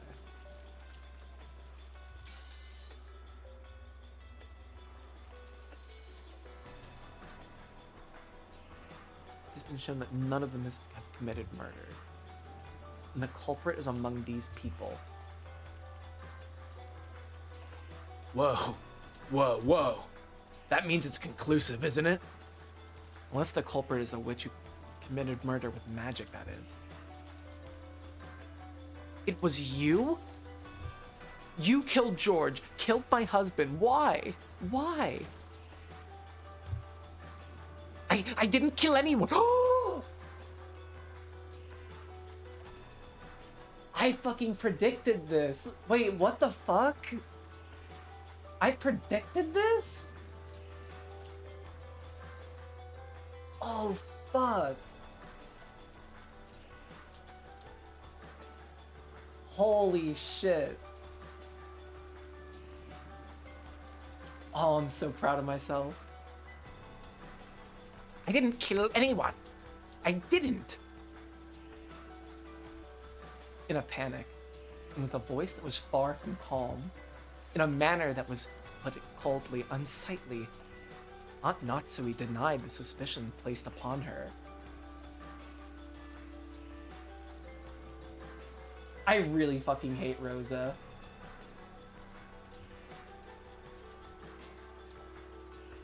But Natsui is so much... Like, I really don't fucking trust Natsui at fucking all.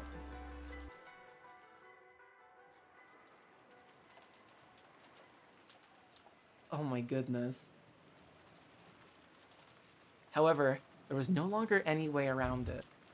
She stood up, brushed back her long hair, pointed at Aunt Natsui and said it one more time.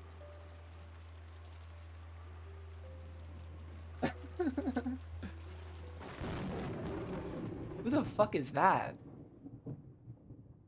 You're the culprit, Ushira Miya Natsui-san. Oh shit!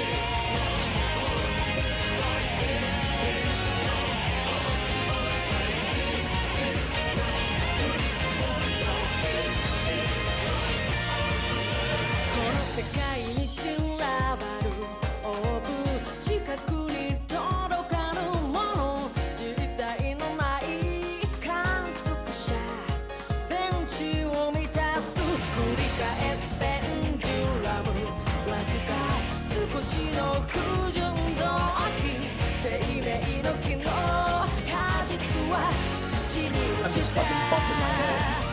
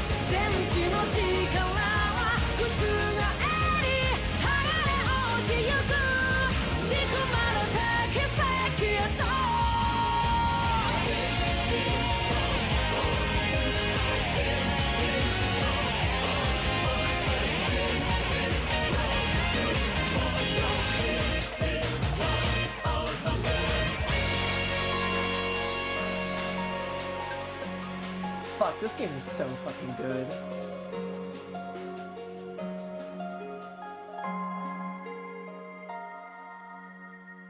I need to get a good voice for her. Umineko! I fucking read that like that fucking Zhao Hongshu meme.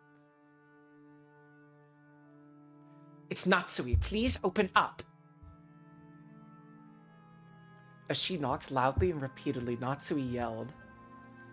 Shortly after, there was a heavy clunking sound, and the sound of the door to Kinzo's study unlocking could be heard.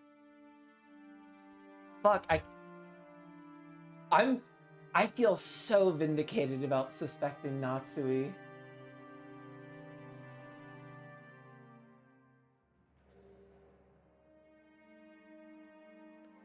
I feel so vindicated for going into this episode suspecting Natsui, and then who's the fucking suspect number one?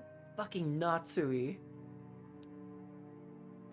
That's either really fucking good, and I'm reading this fucking game well, or it's really bad, because they knew exactly what I was gonna think, and they're about to flip my shit over.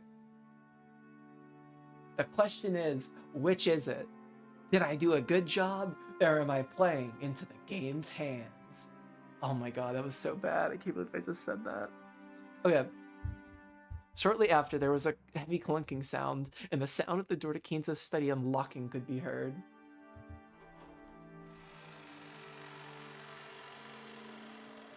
As the door opened, a heavily sweet, venomous odor flowed out. Natsui was always ashamed of how she automatically grimaced at that, even though she thought it rude to the family head.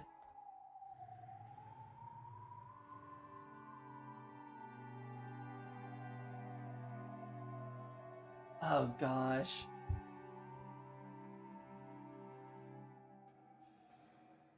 Yeah.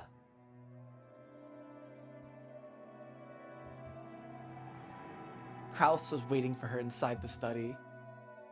Natsui flew into his arms. His father, is he?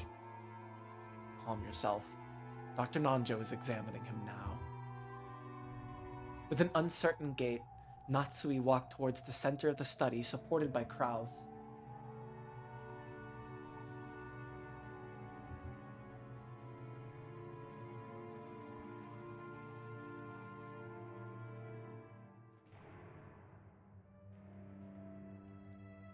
There, a dignified bed fitting for the Yoshiramiya family head could be seen, along with Nanjo, Genji, and Kumasawa. Dr. Nanjo! His father! After sighing deeply, Nanjo left the side of the bed.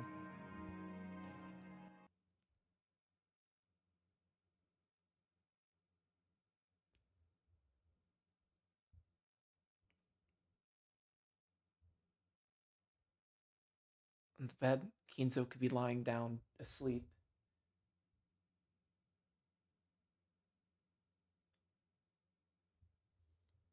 Okay, that sounds cool.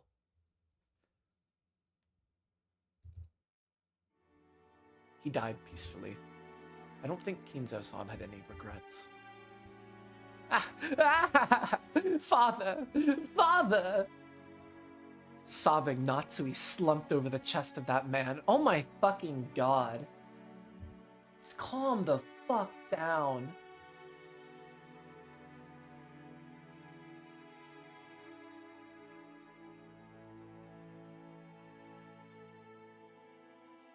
Who had fallen into a sleep from which he would never awaken. This shit's so fucking sickening. I can't believe I'm thinking how this game wants me to. Fuck it. But madam, please stay strong. Father! Father! This is just too sudden. After all his absinthe abuse, time standing in the fumes, my side ponytail.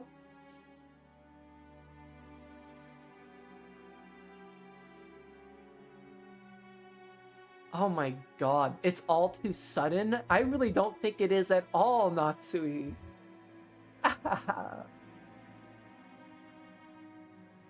To be fair, he was just like a drug addict who lived in the fumes room, in like the stinky fumes room of the house.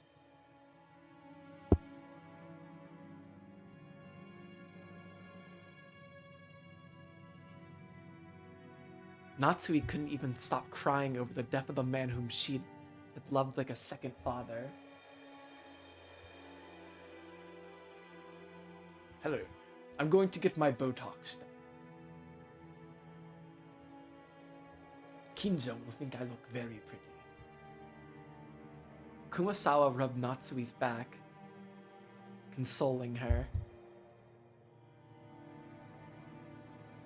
Kraus slumped into his late father's favorite chair. By sitting there, he might have been immersed in the memories of his departed father. Or perhaps he thought that by sitting there, he might be able to understand just a bit of the madness of Kinzo's later years, which he had never been able to comprehend before. And Nanjo, just as he had when Kinzo once sat in that chair, contemplating a chess move, turned his back and looked down over the outside world through a crack in the curtains.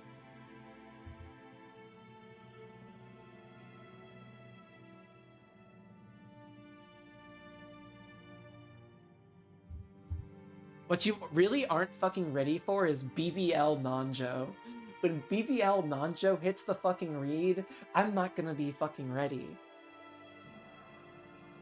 He gets the BB oh fuck me. He gets the BBL on his head. So that way his butt head looks even more fucking, oh my god. Nanjo is his plastic surgeon. Oh my fucking goodness, we're baking tonight. We are absolutely solving theories tonight. Nanjo gave Kinzo a BBL, and that's why the room always smells. Because he's like rotting. He died from complications from a BBL. His ass was literally rotting in that chair, and he just didn't fucking care. Oh my fucking god. I needed to get my shit pumped up. I needed to look beautiful. It's all about that base. Oh my fucking god. If only he'd been in bed, sick in bed for a year or so at first. I do wish he could have died after a grace period during which the proper arrangements could have been made. It's the other way around. We should be glad that he was in high spirits until the very end. At least that's true as far as public appearances are concerned.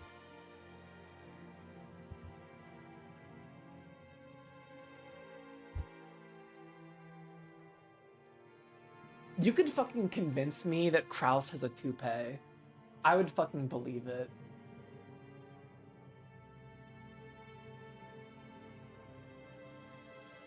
Nanjo understood that as well. Yeah, you're right. He can afford implants.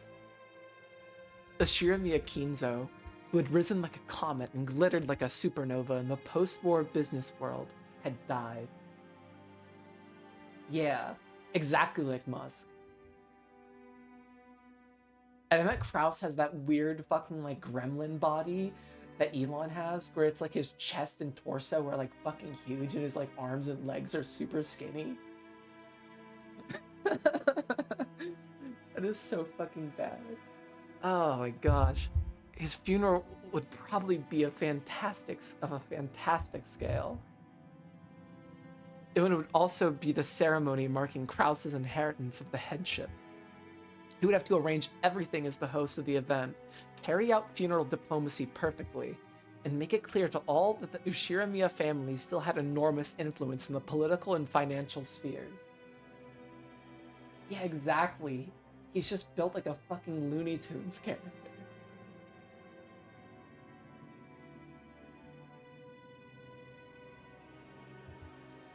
Oh my god. As Nanjo watched Kraus, he was vividly reminded of the time when Kinzo had been suddenly selected as the Ushiramiya family head. When Kinzo had been lost and confused. Beatrice. Tell me fucking seeing Beatrice with her hair down was anything but fan service, because that shit's fucking fan service as fuck.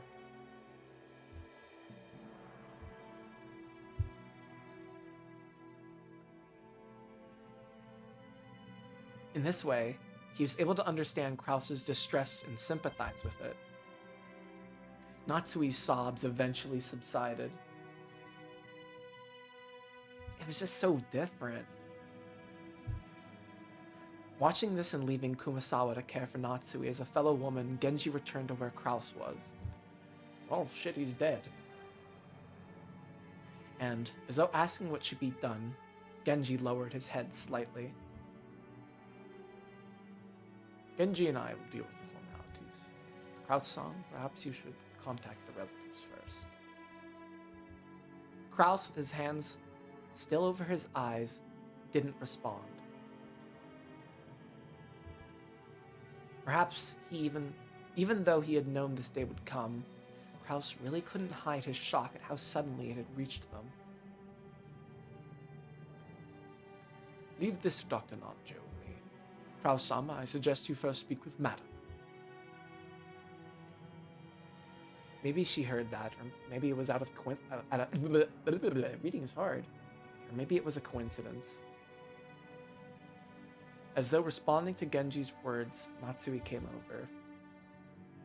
Her eyes were red from crying so much, but she apparently understood the heavy responsibility that had been imposed on them even better than Kraus did.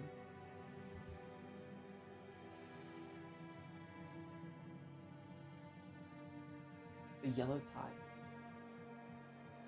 Make it stop. The true worst.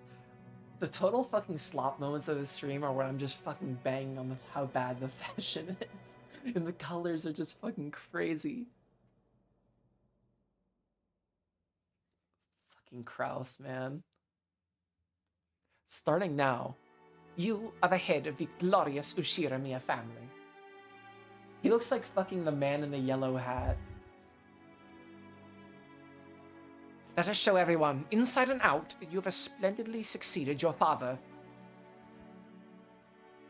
As your wife, I, Natsui, am prepared to serve you until the day our coffins are laid down alongside each other. Trying to encourage her husband, who was overcome with shock, Natsui lent him some reassuring words. When Kraus finally lowered the hands that had been covering his face, he looked up at the ceiling with a blank expression and let out a deep, deep sigh. Please, stay strong. There are a great many people who will plan to devour everything Father had left behind. We must protect Father's honor and wealth. That is the first responsibility of the Ushiramiya head. I understand. I do understand.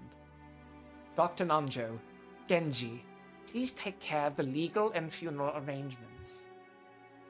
Especially you, Genji. I ask that you take particular care and see to it that the funeral will be a fitting one for Father. Certainly. And Dr. Nanjo, Father didn't pass away in a hospital, so... Indeed. An autopsy might be required depending on circumstances. Can't you do something about that? Even though he has passed away, Father's body is precious, and any damage done to it would not be acceptable. I understand how you feel. However, it is also important to deal with these matters properly.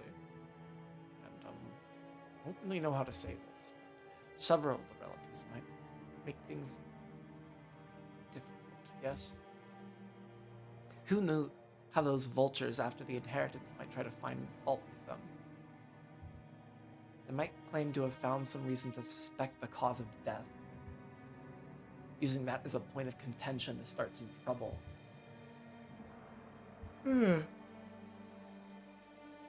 Right now, it was important not only to pay Kinzo's remains the respect they were due, but also, fucking, who respects Kinzo's remains? Not me. But also to solidify the position of the new family head, Kraus. Understood. Please keep it to an absolute minimum. Make sure that Father's dignity is not damaged, even by mistake. We'll be fine. Do not worry. In any event, leave Kinzo-san to us. Stay back with Kraus-san's side. Things will start to get quite difficult from here on out. I understand. And you too, dear. Please stay strong. Ellipses. Kraus was still staring blankly at the ceiling with a befuddled expression on his face. She understood the shock and heavy responsibility he bore. Natsui understood her husband's feelings as much as anyone. I will contact the relatives. Please rest for the time being. Ellipses. Kraus didn't respond. Natsui, thinking him to be just a bit unreliable at the moment, decided she must offer her support. Unreliable? His fucking dad just died. Give him a fucking break.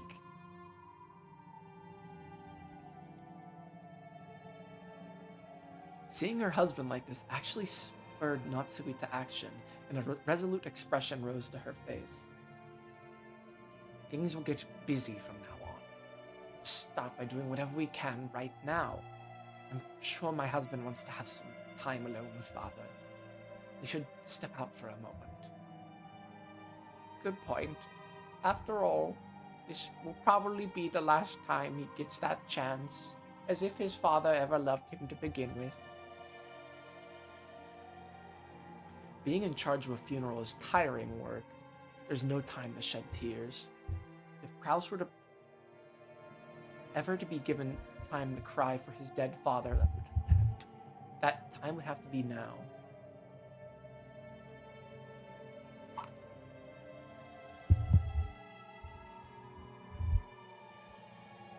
Everyone agreed with Kumasawa's words.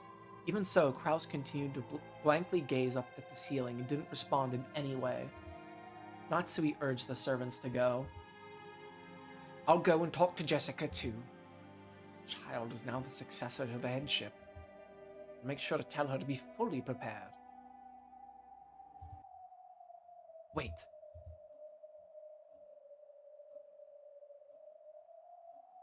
As they each started to make their way out of the study, Kraus finally spoke, and this is where the idea comes from. Let's not tell anybody. They stopped walking. Yes. Wait. Yes. Hadn't she already stopped walking, just like her husband had asked? But despite that, he told her once again to wait. From those slightly weak words, Natsui understood that he'd probably stopped her because he wanted her to be by his side.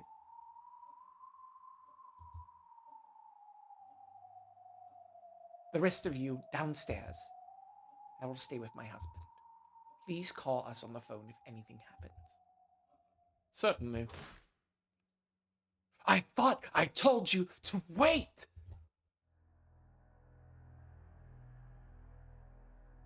Oh, shit. When Kraus suddenly raised his voice, everyone jumped and turned around.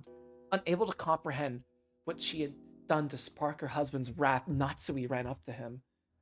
What's wrong, dear? Have I said something rude? If so, please forgive me. No, that's not it. That's not it. Wait a sec. Give me some time. Yes, I understand. It's important to sort things out inside your heart. We were just going to leave this place in silence and give you some time, okay? And I'm telling you to wait before doing that. Listen up. No one move. Not even an inch. If you're tired, then feel free to sit in whatever chair or sofa you want. So just stay quiet and don't talk or don't do anything. Those unreasonable words felt like a glimpse of how Kinzo used to be. Natsui couldn't hide her slight surprise at this behavior, which almost made it seem as though Kinzo had possessed her husband. Oh no, please, we don't need that to be happening. I don't even want to think about that. Natsui told the servants to wait for the time being. She ordered them to sit on a sofa a short distance off, approached her husband and spoke to him in a small voice. What are you doing? If you ordered, I will wait however long you ask. I won't move. So please, try and calm yourself. No, that's not it. That's not it. Was it really blood, or was he actually being possessed? Krause's disorderly style of speech strongly resembled Kinzo's. As she watched this, Natsui became certain that Krause was Kinzo's son after all, and that he was the true successor, more suitable than any other person. Fucking stop glazing your husband this fucking much. Really? Natsui, come here. Krause stood up and headed towards the window, trying to lengthen the distance between himself and the servants waiting on the sofa by even a small amount. Natsui realized that he must have something secret to discuss.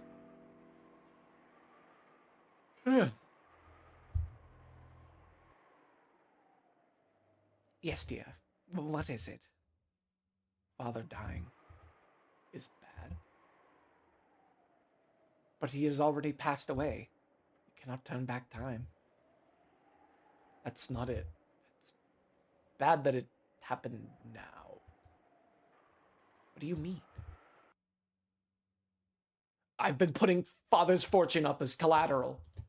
I won't be able to hide it when the division of the inheritance comes into question. Fuck. I feel so wrong. God.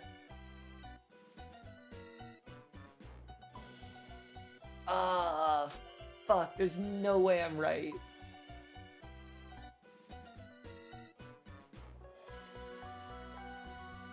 There's no way I'm right about Natsu being a fucking killer. This is so fucked.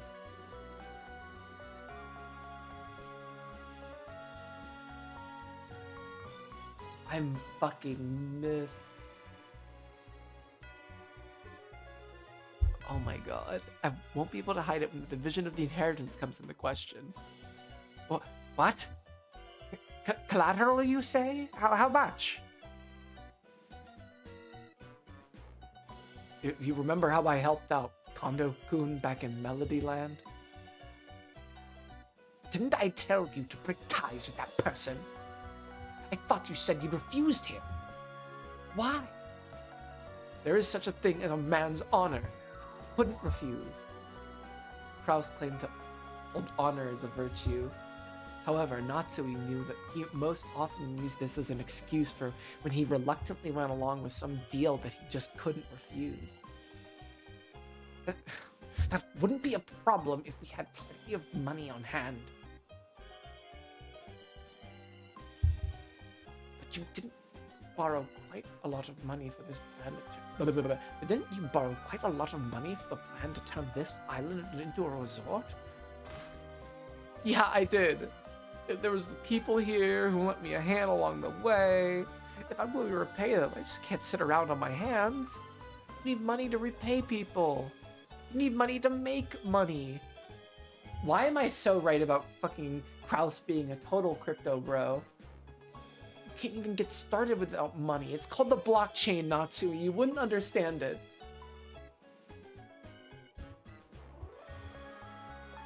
And even a plan for this island would be proceeding smoothly if only there hadn't been problems with the planning company. I made contact with a government official in the city.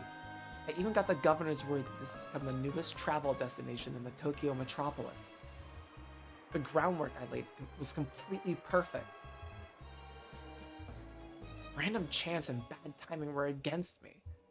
It was just a bit of bad luck, like a traffic accident. That was no accident. It was fraud. We were tricked. They were never drawing up plans for turning this island into a resort in the first place. That's not true. Hijikata-kun's vision was simply overflowing with foresight.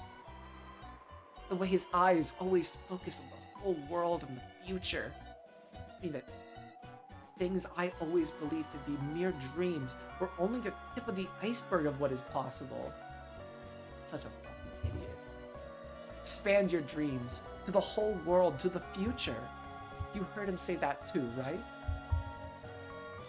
Yes, I heard, and I think I remember telling you what I thought after we returned home. I said he was suspicious, that he only spoke of dreams and didn't have his feet planted on the ground, that you must not have any further relations with him. Hijikata-kun is a wonderful, pleasant young man. One could learn a lot from the way he lives. I can respect him despite his youth. I won't have you insulting him. That's what you said about the whole moon tourism thing. What the fuck? What the fuck? Okay, he's such a fucking idiot. You kept saying it was visionary, that it looked to the future, that it had high aspirations, but what was the end result? Eventually, you yourself admitted that it was utter nonsense, right? I was sure something was wrong ever since that strange man showed up claiming to be a high-ranking NASA official.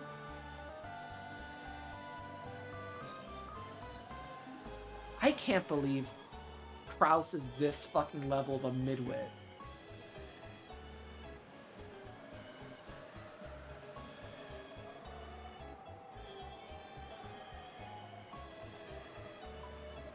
Oh my fucking god.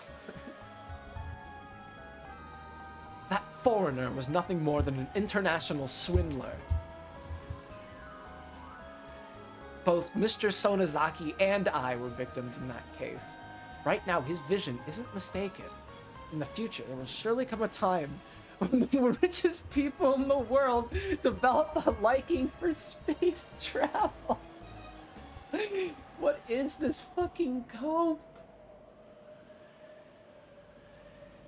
1986, by the way.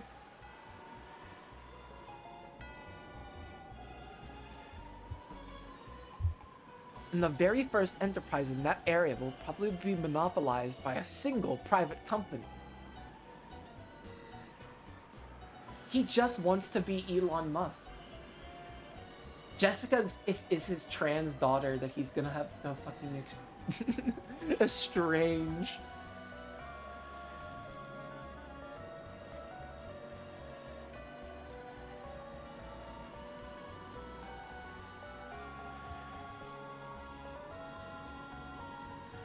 But everybody else really fucking respects her pronouns.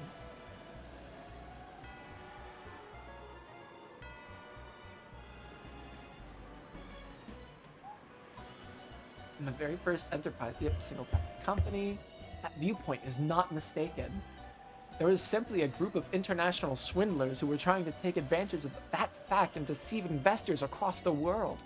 And I'm trying to tell you that this Sonozaki man was one of them too, you fucking idiot. Just how gullible are you? Why do you always just accept these suspicious offers without any doubts? Take that back. Mr. Sonozaki is a man with a brilliant future ahead of him.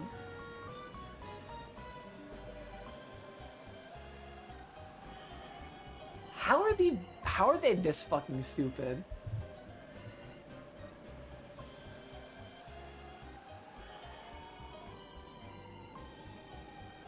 Meanwhile, the others in this fucking room are just hearing this shit, by the way. They haven't left. Natsui isn't stupid. Yeah, you're right. Natsui's just kind of insufferable.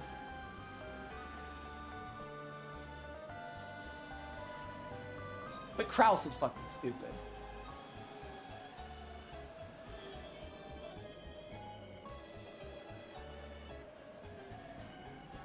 Every young man who takes advantage of Kraus saying that they're brilliant and have a great future ahead of them. God, you were so good. You did that on purpose. You fucking did that on purpose. I fucking know you tried to hit the auto mod just once. I'm fucking accepting it anyways because I don't fucking care.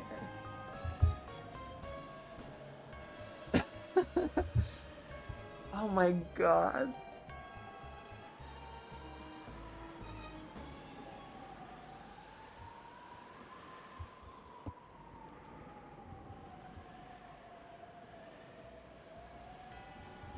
Oh my fucking god. Actually, but no, Koda was an employee at this point, so it's not like he wasn't there yet. Oh shit, I just clicked off. There's nothing suspicious about him.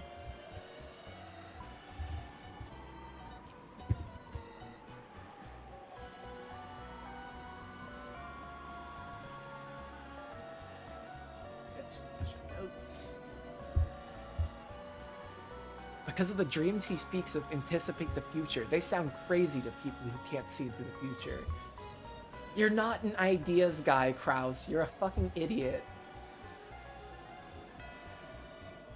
A woman like you can't see into the future. Unless you were a witch. Yes, a woman like me can't see into the future. But I can see the present.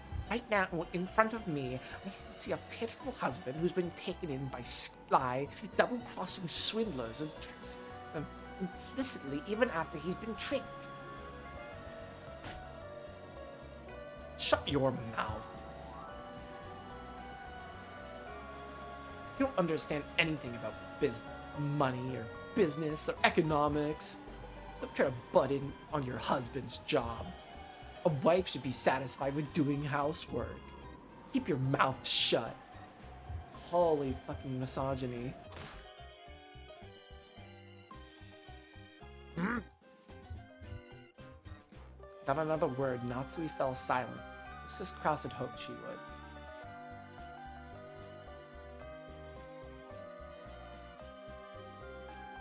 She was already far beyond anger and sadness.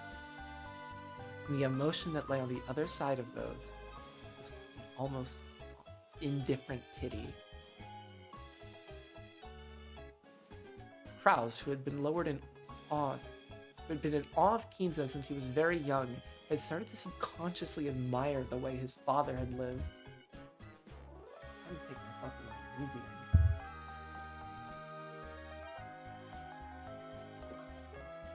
Oh, those pills are huge. Without realizing it, he'd come to believe that he could only be recognized as a man in his own right if he surpassed his father. Real.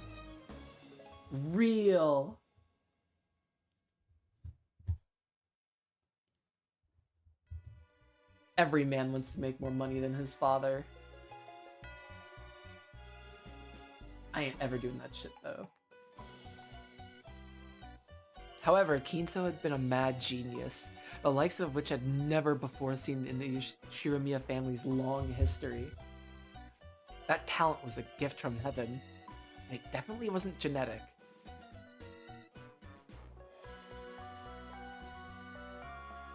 Much less something that could be learned.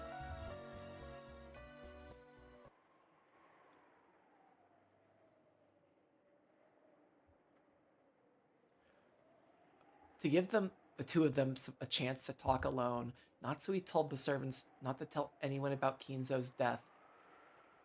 And they left the room for the time being. So how do they get all the servants in on not telling them that they're dead? Unless Shannon and Cannon never knew, but that seems... No, that's impossible because we see scenes of Shannon and Cannon with Kinzo. In episode 2, I know, at least, when Jessica and Cannon are killed, Shannon and Genji are with Kinzo.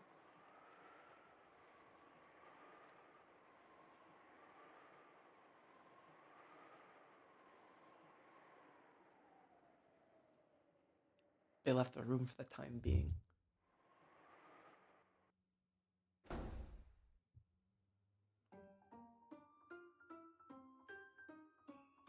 What? Whoa! Huh? Is this getting sexual? Then she invited Kraus to her bedroom and made him tell. How did she make him do that? She pegged him. She made him tell her everything about their current financial situation. These were things that Natsui hadn't been told about, under the assumption that a woman had no business knowing.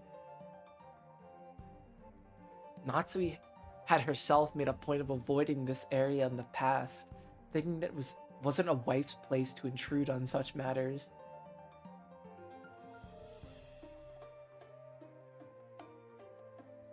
And he still didn't tell her about the gold.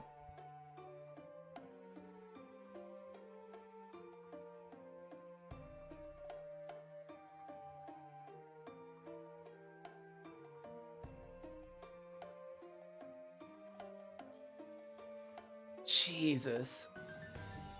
He doesn't tell her about the gold until the night of the murder.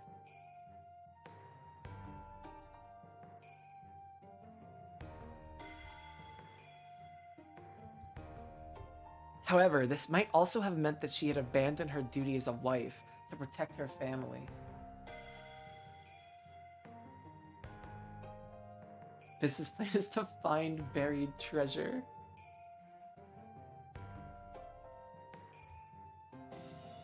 The depths of this sin had been made quite clear to Natsui. Kraus was probably tired of trying to defend himself. Perhaps because he had gotten a headache, he had hid his face and sank into silence. Natsui noticed that the water in the electric kettle was boiling, and stood up to refill her cup with black tea. Yeah, you know who else drinks black tea? Fucking Beatrice! Got him!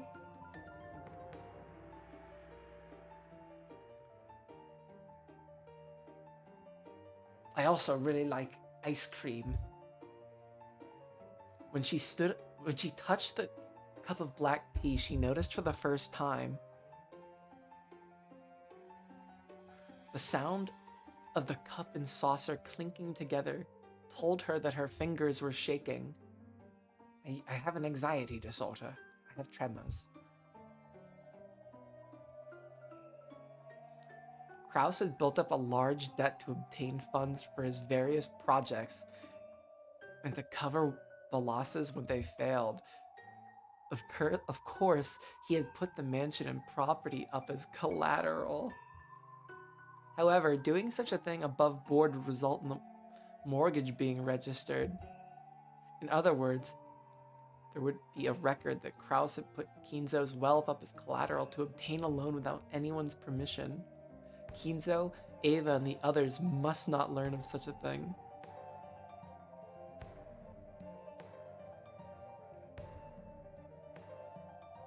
Therefore, Kraus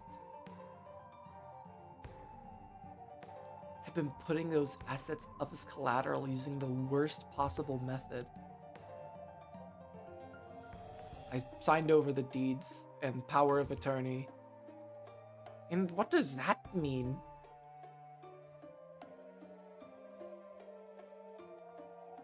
What Kraus was saying probably meant that he had, in essence, signed away the rights to his assets.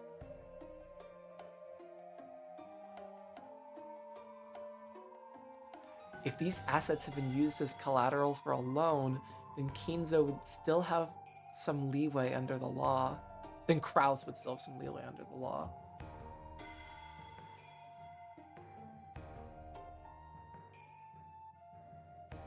He would have to deal with the bank, which would have absolutely no compassion. But they would be able to work something out within the rules set by society. However, signing away the deed and power of attorney was a whole different story. This guy's such a fucking idiot. He's like fucking Britney. Free Britney, free Kraus. He has a conservatorship over him. He like shaved his fucking head and like walked around. Like tweaking. In other words, even the mansion they were living in, if the person holding the deed were to decide to ignore his agreement with Kraus and sell the mansion to a third party right this moment, they would have no recourse whatsoever. Far from using a collateral for a loan, it was basically the same as selling their house to borrow money.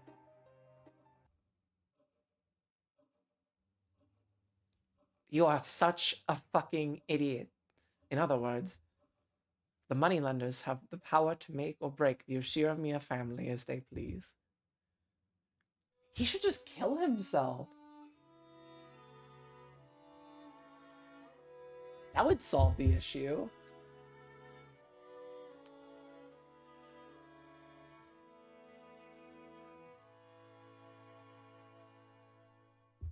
If they were to suddenly sell our house on some slight whim, we'd have to pack our bags and leave right now, wouldn't we? That is technically true. However, everyone I have had dealings with is very reputable. This isn't consumer financing. It's a transaction between economically literate men. Which is why I'm literally a dog being walked like Battler at the end of episode 2. I trust them.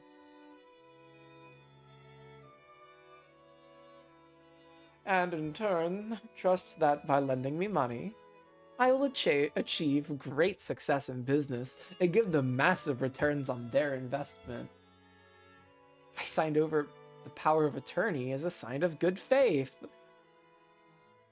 so that they wouldn't have to doubt in the certain success in my business. This guy is so fucking stupid. They could fucking put him in a mental asylum.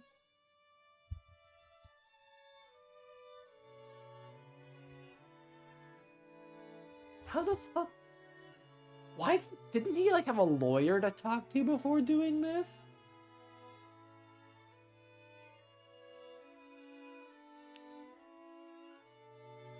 What happens if I hesitate now? Wouldn't that mean even I have no confidence in my own business? Yeah, you're kind of fucking terrible, not Kraus. You're kind of a fucking idiot. If you were such a successful businessman, we wouldn't be in debt right now, would we? Natsui only barely stopped herself from saying that. Father is dead. What happens next? Will your debt be exposed to the light of day, and will your siblings hold you responsible? That won't be all. It'll probably lead to criminal charges. Criminal charges? Why is that? It's better if you don't know. Oh, fuck. This fucking guy. Anyway, this must not be learned of by anyone.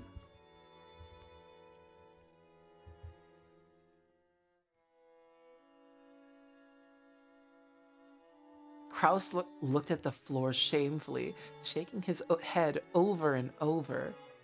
Fuck, I really don't want to believe it's Natsui now. It seems too easy. Even though I said she was my biggest fucking suspect. If it would come to criminal charges, then he must have broken some laws. Well, in this case, my theory is Natsui is actually Beatrice in disguise, but still.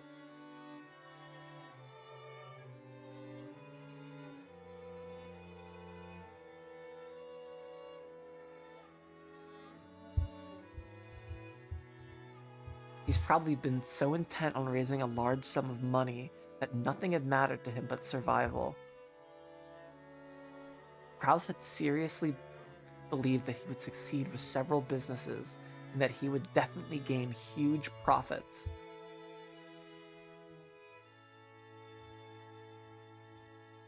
So he had figured that they found a... I can't believe they found a video of Kraus blowing Bill Clinton. That's fucked. Crazy but true.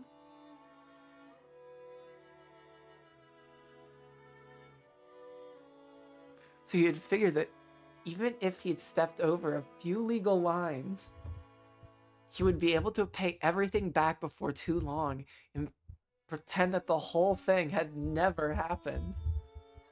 This may have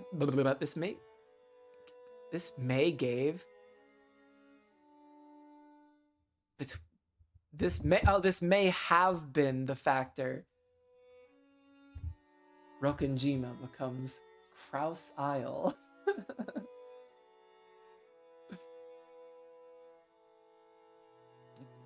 George, this year I'd like you to meet Shen.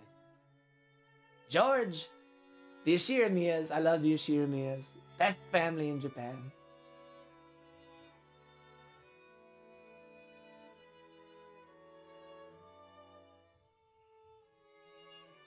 It's crazy. Actually, before Shannon worked for the Yoshiramiyas, she actually worked at Mar-a-Lago.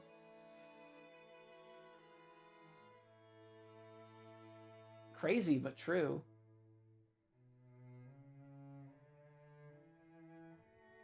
Oh, fuck, that's so bad. This may have been the factor that lessened his resistance towards breaking a couple laws. And now Kizo's death, the worst possible thing, had occurred. I can't believe he fucking banked all his shitty business decisions on a man addicted to absinthe with negative 6 months to live.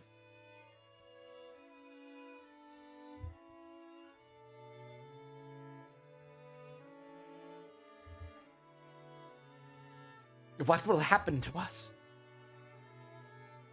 There's no need to worry.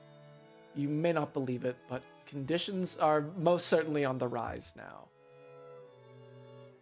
The value of the city real estate I invested in will rise rapidly.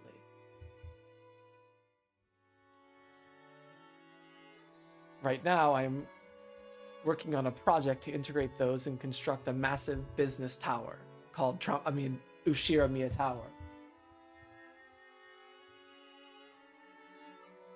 This will be the most reliable of all my investments so far and will prove to be the most successful. Wait, did I skip something?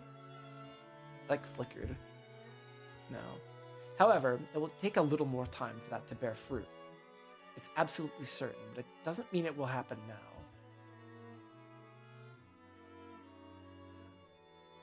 Will the success of that venture be enough to pay back our debts? Of course it will. I'll be able to wipe out all the debt I've accumulated so far. So have faith in me. Lying. I only need a little more time. Lying. But father is already dead. We don't have that kind of time anymore, do we? I know that. I have to attain money from somewhere to pay those debts right now. Anyway, I need money. Money, a lot of it, right now. Ugh. As Kraus roared and clutched at his head, he writhed about as if in pain. As she watched, several emotions swirled about in Natsui's chest. Her emotions conflicted as she felt pity for her husband, while also feeling that he was a fool. And she felt a mixture of resentment and regret towards her own irresponsibility in letting her husband run wild for so long. Even if this day hadn't come, it should have been clear that they were in a very critical situation. And yet he had carelessly waited for this moment to come and was writhing about. Her husband was so foolish and so pitiful. It would be so easy to let herself get fed up with this. However, she was his wife. For a wife, ridiculing her husband as a fool would run into conflict with her responsibilities. If he was a fool, then she would have to support him enough to compensate. However, she didn't have a clue what she should do. Since there had been such a massive amount of money within arm's reach, it was only natural that Kraus had tried to dip his hands into it. Bro, a small loan of 100 million gold bars. No fucking way. Why the fuck is Kraus just like Trump Elon? I'm fucking losing my shit. It would be easy to tell him to be a man and give up on all of it. But that would also run into conflict with her responsibilities. She was Ushiramiya Natsui, the woman who would become Kraus's wife and sworn to support him, the new head of the Ushiramiya family, for her whole life. She had to somehow help her husband in his efforts to raise money. She understood it logically.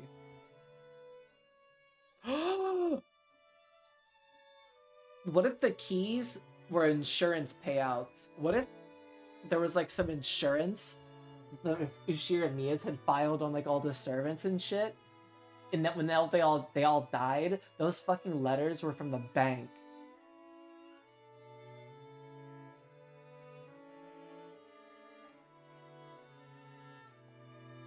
I'm cooking.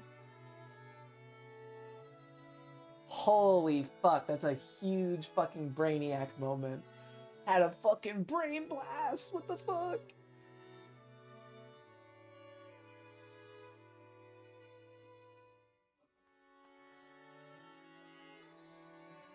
Oh, I'm stretching too, fuck.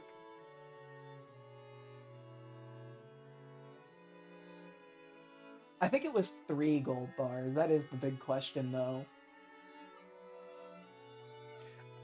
thing is, I don't think Kraus knows where the gold is. Like, I think the gold is real, but Kraus doesn't know where it is. But I think, like Natsui Beatrice, like, knows where it is. And by Natsui Beatrice, I mean fucking Beatrice disguised as Natsui. Which is, like, my working theory right now.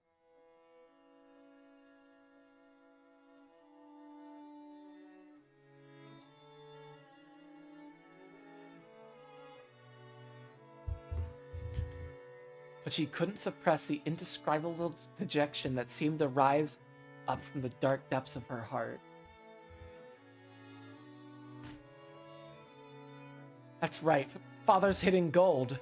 10 tons of gold worth 20 billion yen. If I had that, God, it would be worth so much more today. All our problems would be solved. Natsui, that's it. The witch's epitaph. Let's solve that. Let's solve it together. If we can just find the gold, everything will work itself out. That's right. It must be hidden somewhere on this island. If we had that, that hurts. Dear, please stop it.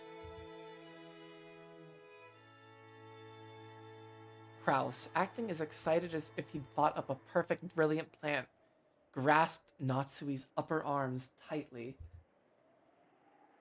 Natsui couldn't help but be dumbfounded.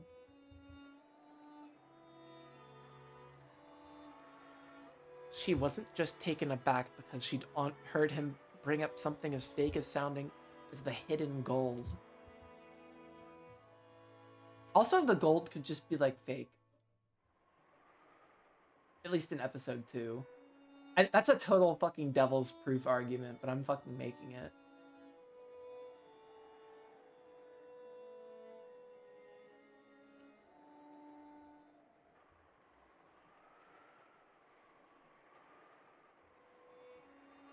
She would have to say in red, the gold is real.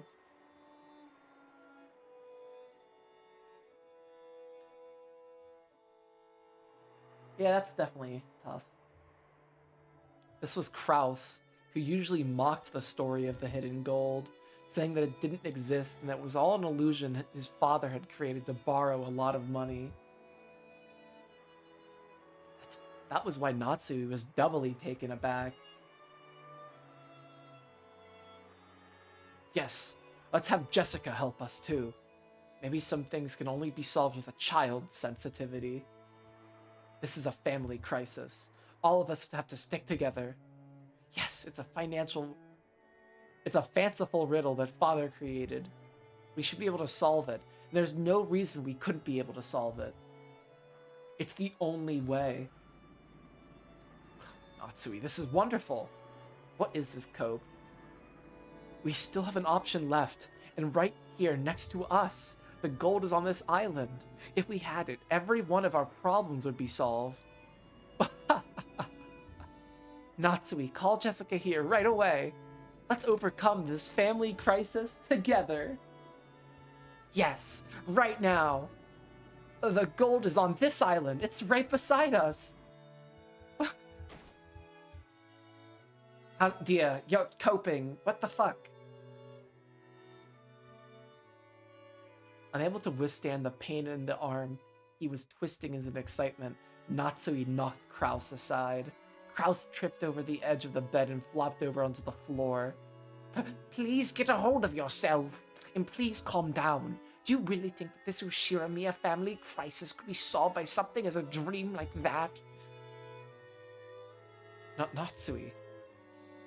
Please, cool your head and think of a realistic plan to gather money. I'm going to cool my head as well. Wait, Natsui. Maybe he had come to his senses the instant he fell over. Kraus tried to tell Natsui to stop, but she just kept walking.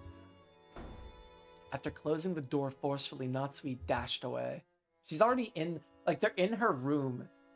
He chased her out of her own fucking room, dog. Natsui ran through the corridor. Even though she didn't want anyone to see her like this, she ran headlong into Genji, who I think is a fucking major fucking helper in this whole mystery shit. My deepest apologies.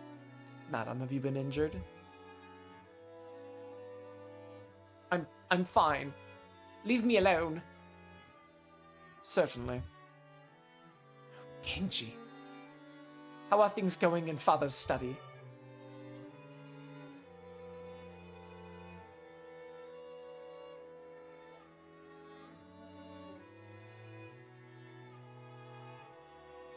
It is as you left it.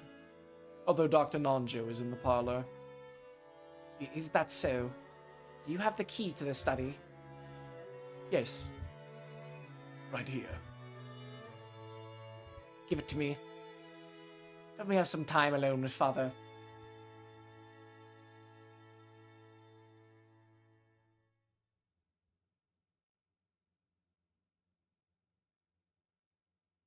Kraus, when he can't make money off of hitting gold. You believe all that in the hitting gold? Lol, how childish. Kraus, when he can make money off the hitting gold. Always believed in Beatrice and the gold. I've always said this. He's so consistent and trustworthy.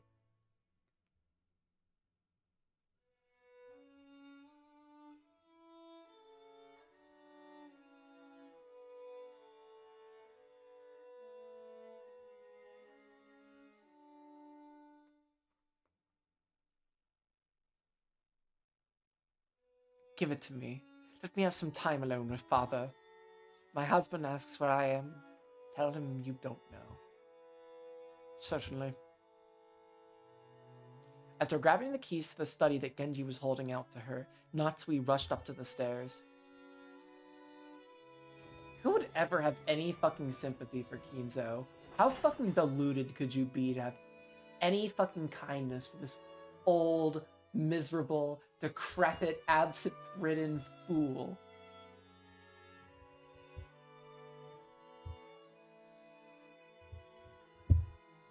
She then flew into the study, finally let out a wail and cried. Kinzo probably died with a fucking smile on his face, too. Fucking dirty fucker. Father, please forgive our foolishness. My husband and I aren't capable of inheriting all that you created. Please, please, forgive us our foolishness and our crimes. If you can forgive us.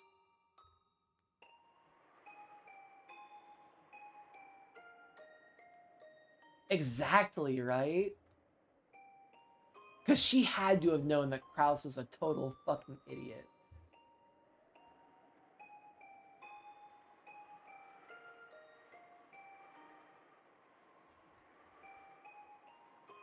And if you can, forgive us. Please guide the way for us fools. Clinging to Kinzo as he slept in the bed, Natsui cried even harder. She kept imagining Kinzo sitting up suddenly and patting her head. I am awake, motherfucker! No, Father isn't the type of person to pamper. More likely, he'd yell at me to stop being so noisy. However, neither of these imaginations came true, because it was an undeniable fact that Kinzo had entered an eternal sleep. But even so, Natsui begged the sleeping Kinzo to forgive and help them.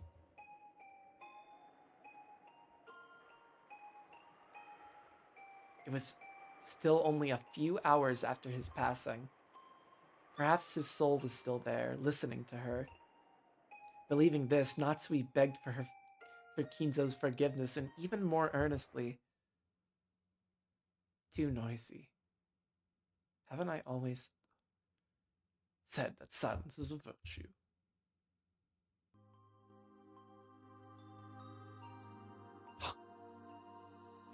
What the fuck?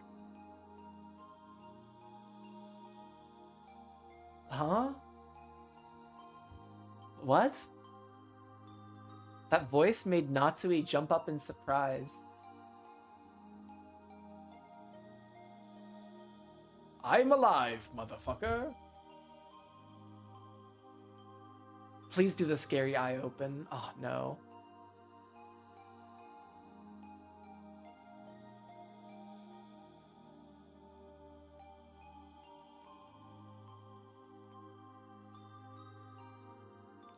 When she faced in the direction that the voice had come from, she saw Kinzo sitting at the study desk, folding up his reading glasses. This is kind of fucking with me a little bit. Did you get in a fight with Kraus again? Neglecting his wife. That Kraus only inherited my bad traits. Father. What a wretched-looking face. Wash it. Aren't you the wife of the true successor to the Ushiramiya family? You mustn't let the servants see you wear such a shameful expression. Yes, father. My apologies. Natsui understood. This was just an illusion, one that Natsui had created out of her desire to speak with the memory of Kinzo as he once was. Get your shit together. No, that wasn't it. She believed that just for now, Kinzo's soul had shown itself to her. Whatever, dude. She was sure that doubting this would cause it to vanish in an instant. It seems that the instant the family headship was passed on, the family has reached a crisis. Yes, father. I wasn't able to support my husband. I am truly very sorry. The Ushiramiya family is so very cursed. It was in a terrible state when I succeeded the headship too. That makes your suffering seem almost cute in comparison. That's fucking crazy to say. Kinzo's succession to the family headship had come suddenly. At the time, he had been nothing more than a single young man from a branch family, far separated from the Ushiramiya main family. The main family might have had honor and tradition, but Kinzo had nothing to do with that. Then the principal members of the main family were wiped out in the Great Kanto earthquake along with their businesses. On top of that, there had been a complicated antagonism between the members of the family at the time, and the elders had all tried to impose their will on the others in that sinking ship. Oh, where does that sound? That is so Battler's Kinzo coded. That's insane. That is so Battler's Kinzo coded.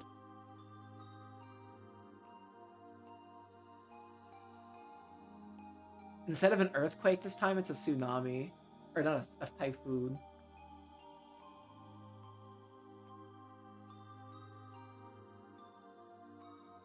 What if fucking Kinzo murdered his family in the fucking typhoon? In the Kanto earthquake?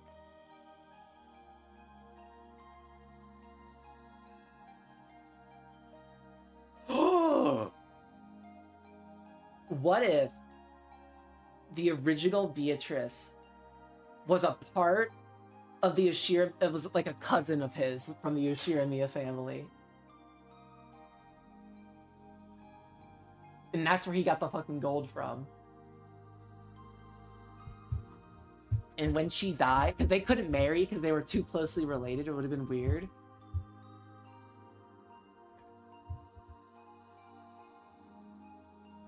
Fucking, that is such a theory. I'm writing that down.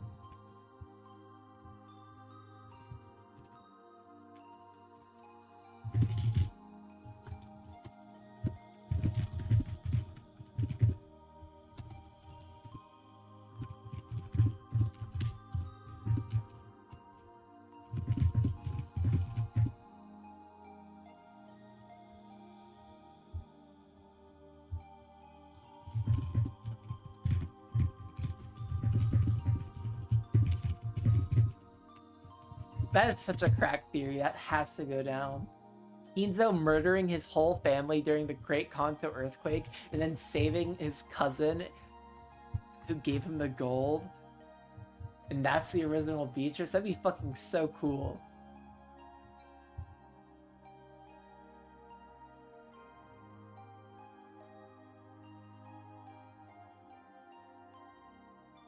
That would fuck me up so bad.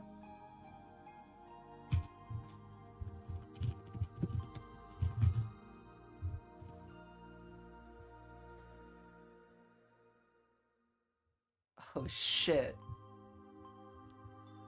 I got something.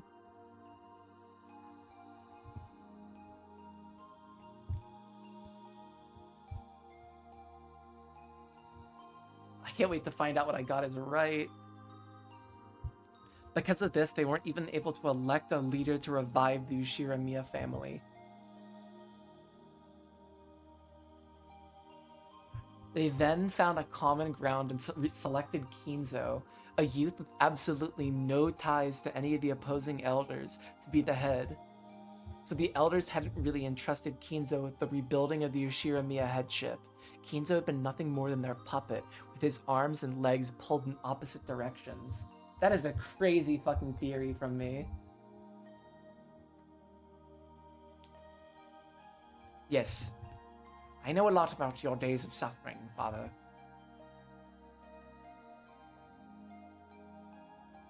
And then the war started. At the time, I was already tired of life.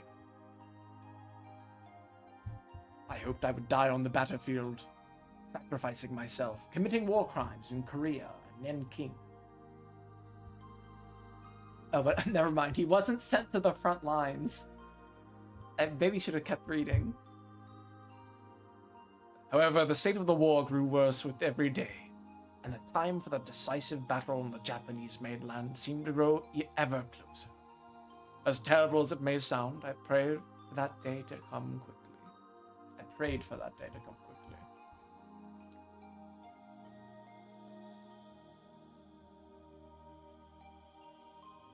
After listening to the approaching footsteps of that Reaper day in and day out, it is said that Kinzo started cutting his ties with this world one by one.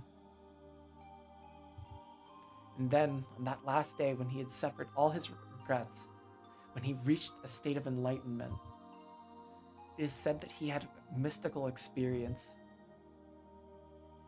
It is said that he met her, the Golden Witch, Beatrice. I made contact with the witch and was given the power of gold and madness. On that day, the old me died, and the new me, possessing the insane power of magic, was born. He's not talking like, I don't think he's talking literally here. I think he's talking figuratively. Like, she told him how to love.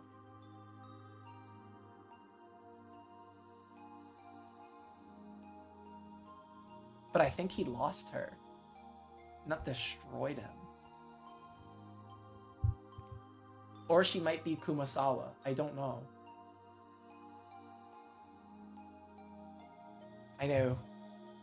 And after the war, you used your ingenious cunning to revive the Ushiramiya family.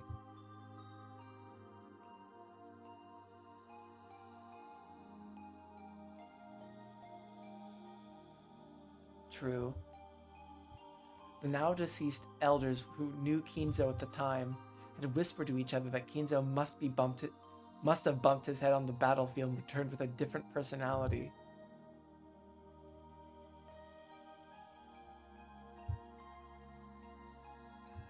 It is, yeah, because it is said they met. Like, this is just what he's heard over time. This is like all the shit that she's heard about it.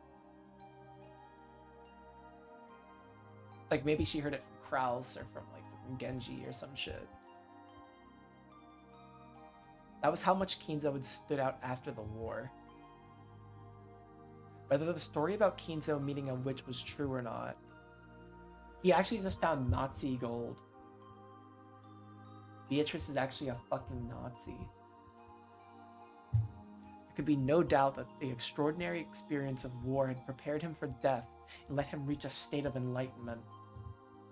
If you wanted to describe the mystical experience following all that as a meeting with a witch, that claim certainly shouldn't be dismissed out of hand. That's right. You returned from the war, conquered the witch Beatrice, and became the head of the Ushiramiya family in the truest sense. Correct. Before I met Beatrice, I was nothing more than a puppet, only at the head and name. I only became the head after conquering the Golden Witch.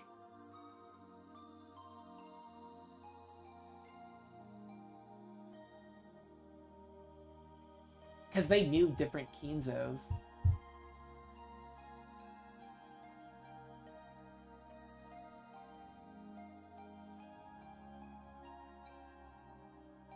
Like Kinzo, Genji's best friend, and Kinzo, fucking Krause's shit dad.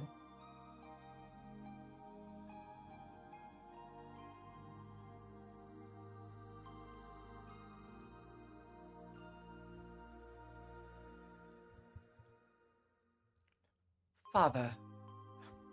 Well, this Golden Witch aid my husband Kraus, now that he's the new head?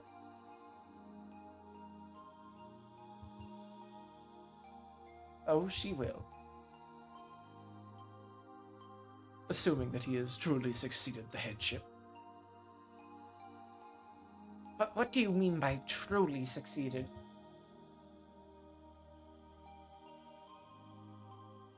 I mean, it depends on whether he bears the responsibility and pride of the Ushirimiya family head in the truest sense.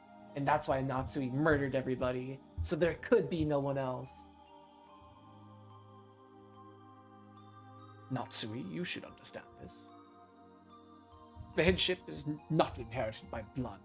Except we're gonna have to deal with the fact that Jessica is dead this chapter. Actually, I think they already have it here.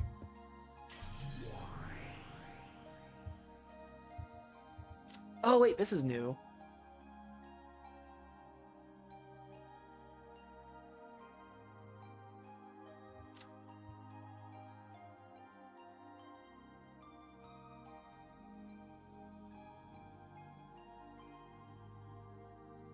First, while the fifth game may be quite similar to the previous ones, there will be differences.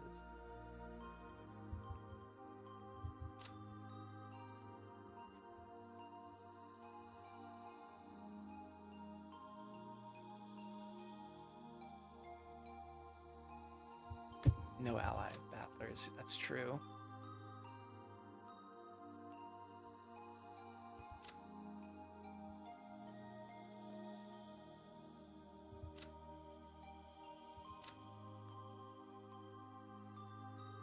Goda Genji Kumasawa.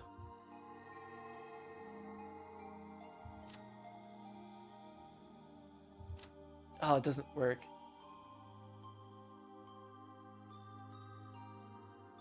I just wanted to see if they lined up. Or even were like, I don't even think they were like reverses of each other. Hold up. Yeah, they aren't. That'd be such a weird detail if that was true.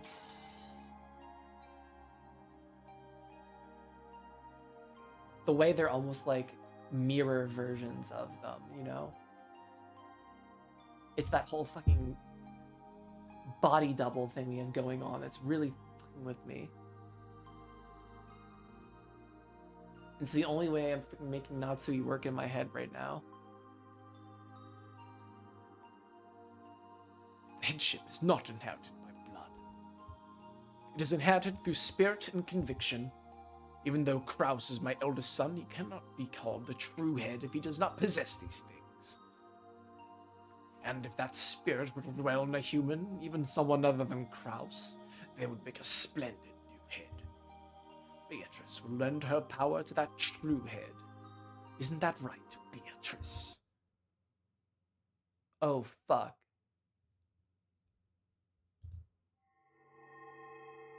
This is what. Why did I fucking predict this?